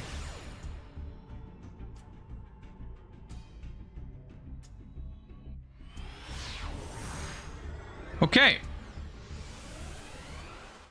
And this time it is Dominic's turn again to go first. Game 3, winner advances to the second stage of the tournament next week, and we have a gold sarcophagus again.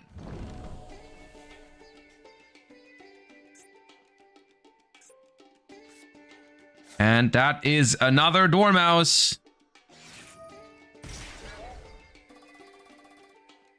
And it resolves no Max C.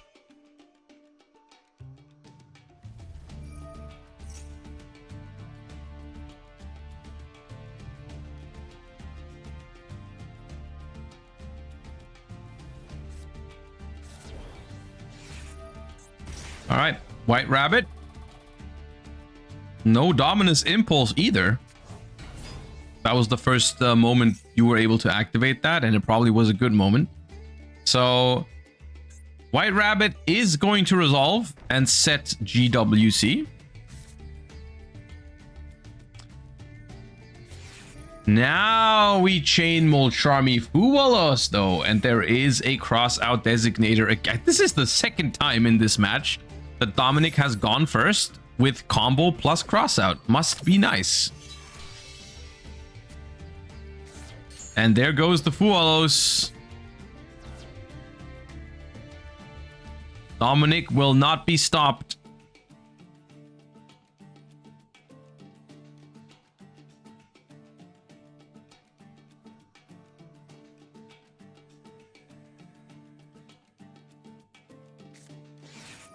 And we also have the field spell.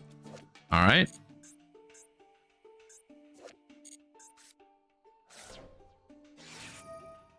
One of cross out, one of gold sark, one of field spell.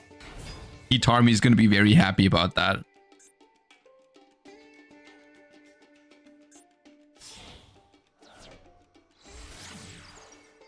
Link decoder, summon number 4. There's something else there.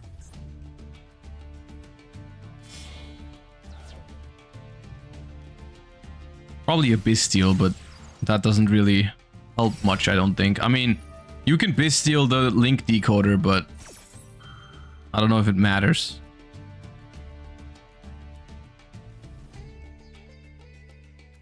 I mean, maybe it does matter a little bit because the red ransom is not as good here because we drew the field spell. So this is only searching Malice in the Mirror and not a crazy extender. But Dominic is still going to be able to play from here because we can still go activate the trap, banish red ransom, and then use its effect in the banished pile.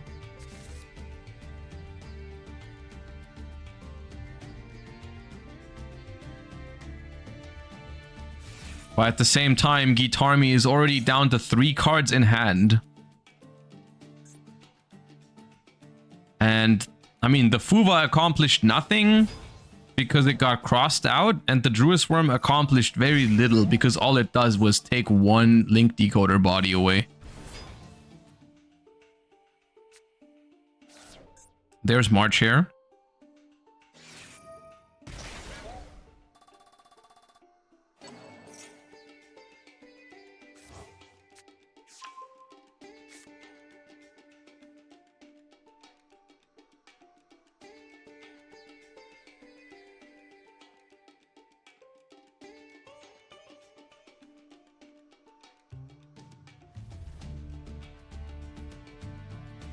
Without ransom, mirror is just a cut.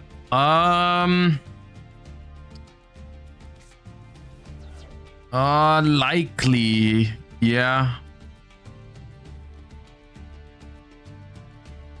Yeah, I think without Ransom, you might not play Malice in the Mirror anymore. I mean, you can still banish it with Malice in Underground, but you also cannot search Malice in Underground anymore. So, yeah, it probably is a cut.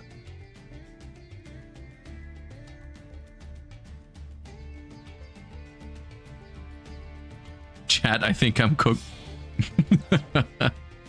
Well, it's no, it's actually, you don't get to complain, Guitarmy. You decided to show up to a Malice Mirror match and lose the coin toss.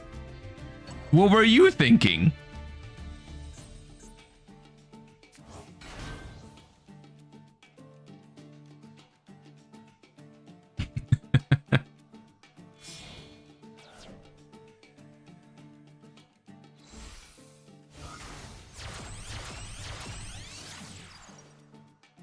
All right, there's White Binder.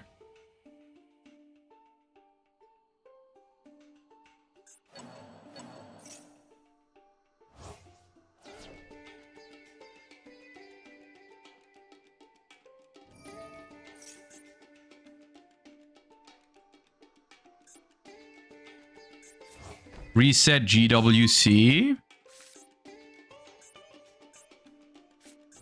Activate Wizard.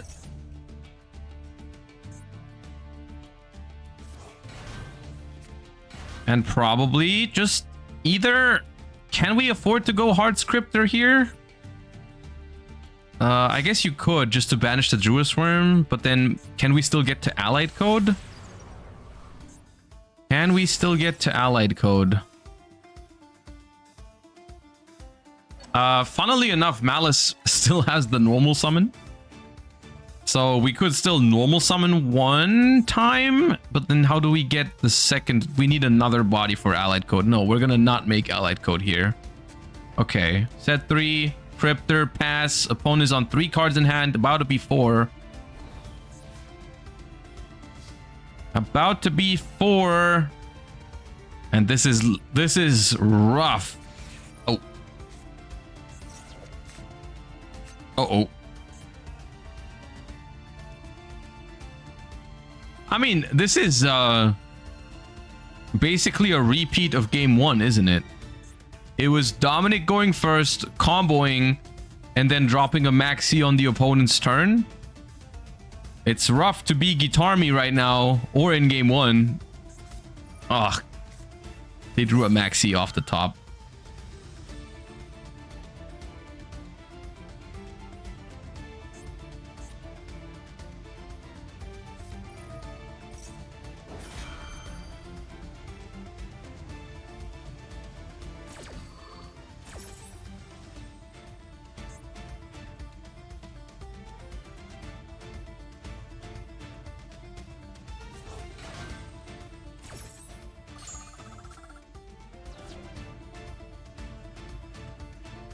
Malice still wants to summon a lot on your turn. I mean, yeah, sure. Okay, so what you're saying is having a maxi for your own turn is not the worst against Malice, which is not wrong. But when you only have 3 cards in hand to begin with, it's very hard to force the opponent to special summon. Because even without a single special summon, Dominic here already has Hard Scriptor to banish, MTP07 to banish, and 2 other face downs. So it's gonna be hard to get even a single draw out of this maxi. And on the way there, because both players had maxi, you're gonna have to summon way more often.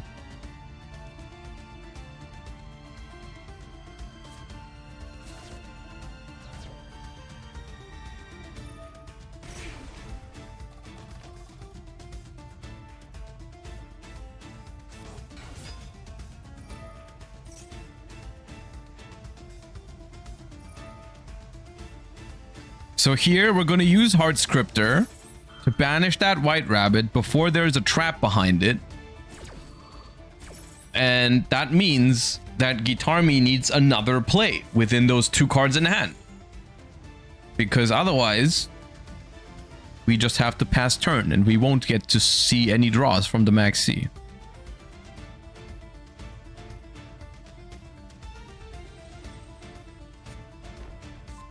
All right, TB11. Do we have a good normal summon? It's a normal summon. It's not a good normal summon, but okay. March here. Banish. Ash on TB11. And I think now there's not a single card in the game that's gonna help Guitar me here. If there is a card, I don't know about it. If there is a card, I don't know about it. I mean, even if you have Dormouse in hand to banish with the March here, Dominic draws 2 cards and then just activates the MTP07. Backup works? No, it doesn't.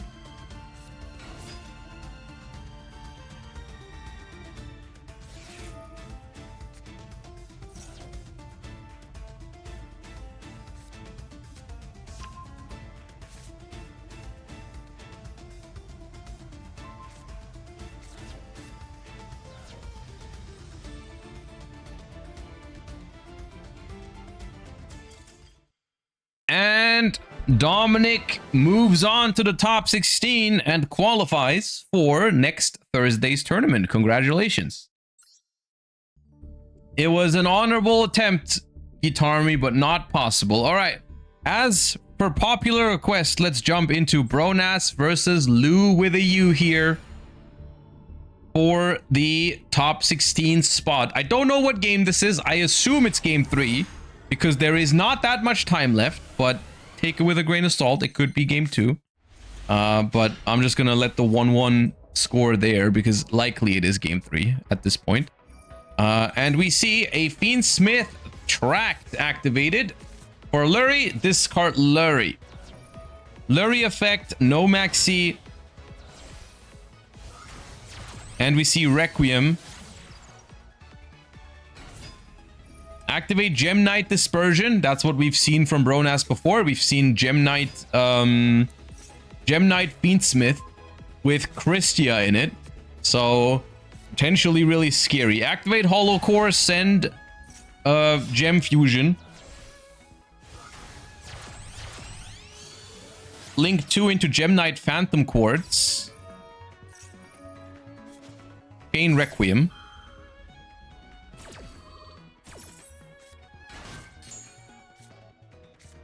Can someone enlighten me what the reasoning is to hold the Requiem for so long? Is there something specifically you're playing around with that? By not using the Requiem immediately? Maybe Fua?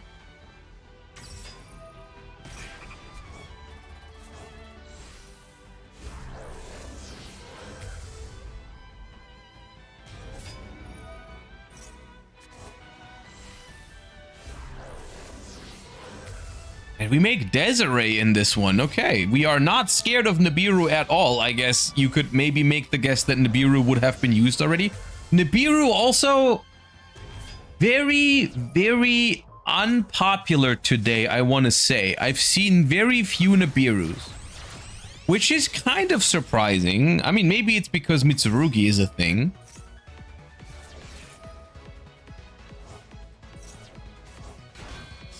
There's no... Oh, yeah. You do have the Hollow Core to negate one monster effect, I guess. Yeah, maybe Nibiru is also not good enough against Gem Knight.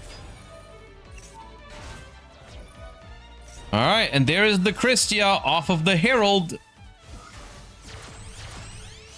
But did we go for a bow yet? We have not gone for a bow yet.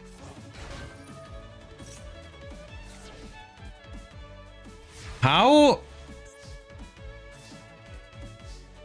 does Christia come back?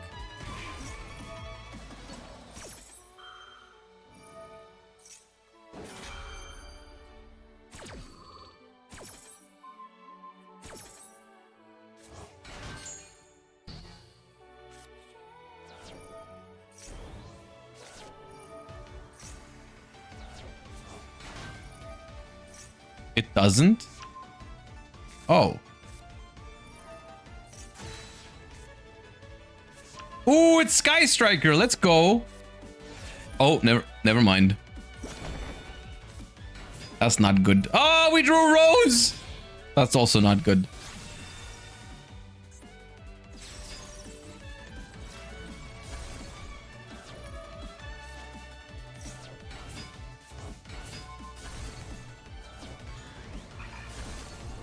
Okay, but I mean, it's not even looking that bad, is it?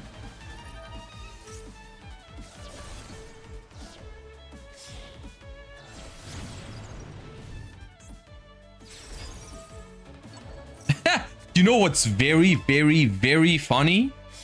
Is that Sky Striker can steal Christia with Shark Cannon. Which I think would be awesome if you did that.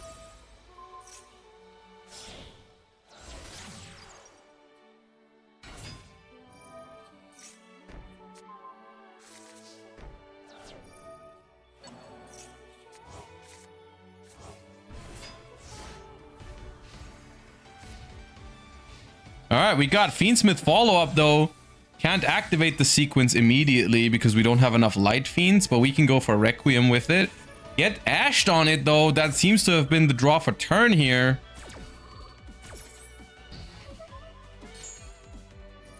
Crystal Rose, banish a fusion to summon it. Gem fusion, Gem Knight fusion back to hand.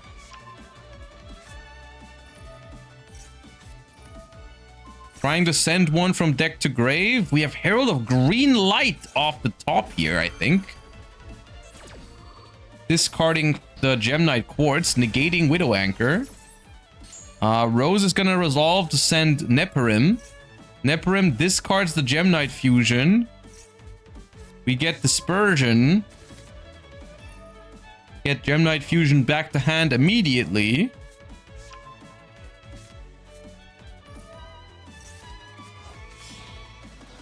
Oh, just recycling the Phantom Quartz. Okay, so we can remake it. Add a Gem Knight card from deck to hand, which is Hollow Core. Pay 1,000 life points.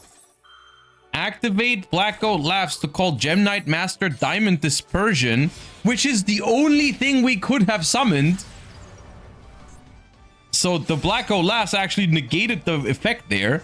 We banish Rose, hoping that it's the only copy of Rose, essentially, which could be the case. But Sky Striker does get another turn here. Okay. Kagari, add back Widow Anchor. Activate Widow Anchor onto SP Little Knight, which they just dodge, obviously. But now Ray comes back.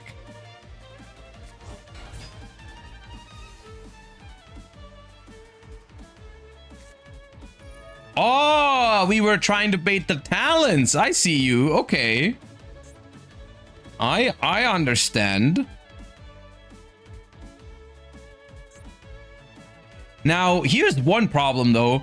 Because the SP Little Knight banished the Kagari, we take the Desiree. Is this game? It is game. Wait, attack? Yeah, that's game. Is there Lacrima? There isn't. No, there's no Lacrima. Okay. Unless there's Herald of Orange Light. I'm gonna lose my mind if there's Herald of Orange Light. Okay, there's 0.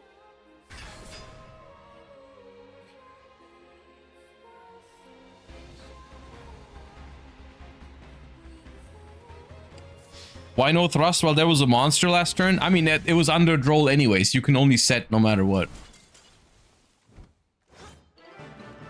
All right. I'm not confident enough with this deck to say like, but it feels like the first turn combo wasn't optimal, right? Surely, because we opened, what was it? It was, we had Fiendsmith tracked and we had, what's it called? Gem Knight access, but we sent Christia and then we had no way to bring. Did we just forget about Abawa queue? I think that must be it, right? We just forgot to make Abawa queue. Oh well.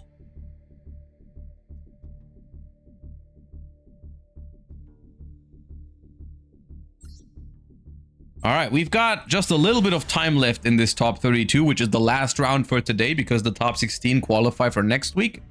So let's jump into some of the last games that are still going on. Right in the middle of the action here, we see Mitsurugi going up against Impulse, Imperm, Ash, Crossout, Imperm. We've got Mitsurugi against Non-Engine. Oh, it's also Mitsurugi. I see. There's a banished Kusanagi for Crossout. Oh god, that hurts.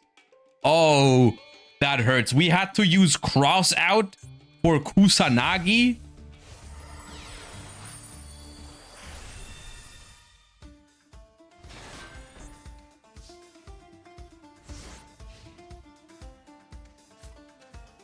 Alright, looks like Mitsurugi just didn't open a play. There is one, Aramasa.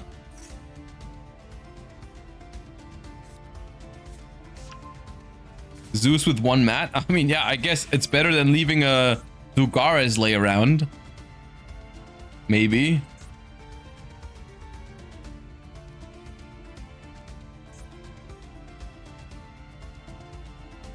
Alright, we've got Habakiri here, which technically will play the game, but I mean, there's 5 unknown cards on the other side.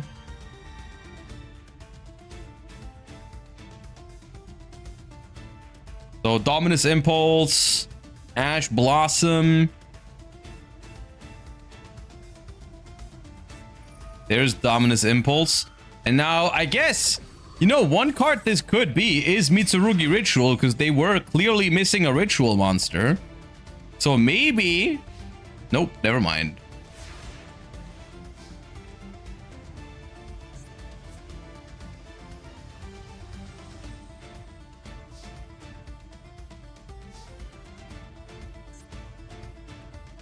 Okay. This is just, I guess this could be one of the reasons why there's not as much Mitsurugi. Is because sometimes the pure Mitsurugi deck just draws like this. Sometimes it draws Imperm, Imperm, Ash, Crossout, Dominus Impulse. But to be fair, those are all cards that Malice could also draw, so... we are tributing our own Habakiri and the opponent's Aramasa for Wosu, which is funny because it also triggers the opponent's monster. So next turn they can play, so we kind of have to finish the game this turn, otherwise this might be problematic. But they don't need to add much more damage to this, right? Like, we just have to summon one monster.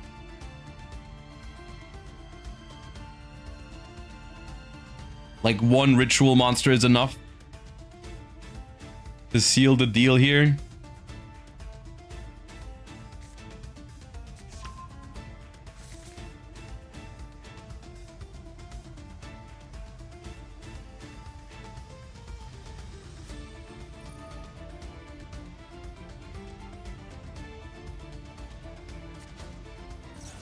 Tribute Murakumo.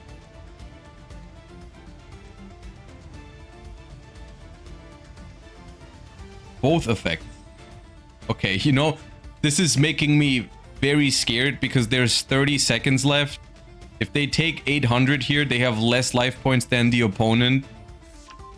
So please, for the love of God, don't lose the game off of this.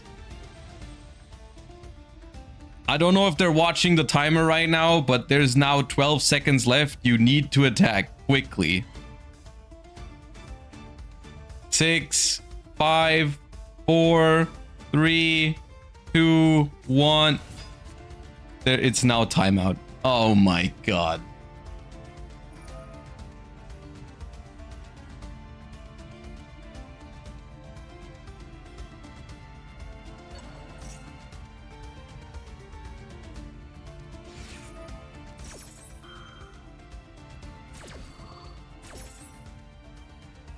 There's no way.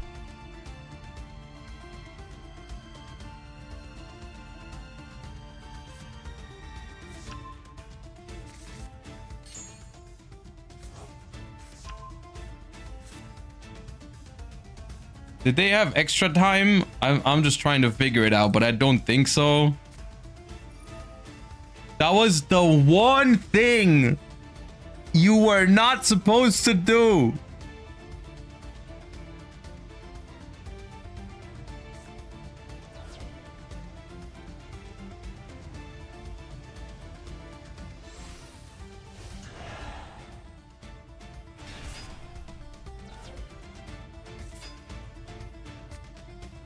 Oh, I have no idea why they keep playing. Maybe they do have extra time. Maybe I'm just not informed.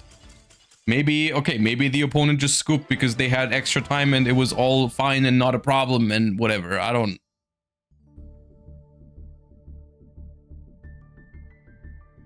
know. Either way, let's just assume that they had extra time, because the way they played made no sense if there wasn't more time, you know, like that made no sense. But anyways, yeah, okay, well, it's kind of a new experience for me to basically end the stream and the coverage once we hit the top 16, because I would love to see how this tournament would play out if we would keep going here. However, the good news is it is going to play out eventually, just not today. This was day 1 of the tournament, and there is going to be another day next week, Thursday, where we are going to be watching the top 16. I am also going to be casting the second stage of this tournament next week, Thursday. I'm going to be traveling to the UK to cast it from the Konami studios. So I hope you guys will tune in next week, Thursday, for the second stage of this tournament. I will be live tomorrow again for another regular Challenger Cup tomorrow. So we have more Master Duel tournament action happening tomorrow, and then we will also return to completely normal stream schedule next week with all the good stuff. You know, I am back home now, and I'm gonna have significantly less stuff in my calendar for December. So I'm gonna be live a lot more often in December than I was last month. So I'm looking forward to that. Thank you all so much for tuning in today to the first stage of this tournament. Hope you all had a wonderful time on this Saturday. I hope you'll tune in tomorrow for another Challenger Cup. And then I hope I'll see you guys next week as well for the regular streams, as well as the second day of this tournament. Until then, hope you guys have a wonderful rest of your day. I'll see you tomorrow. Thank you for watching, and bye bye everybody. Peace.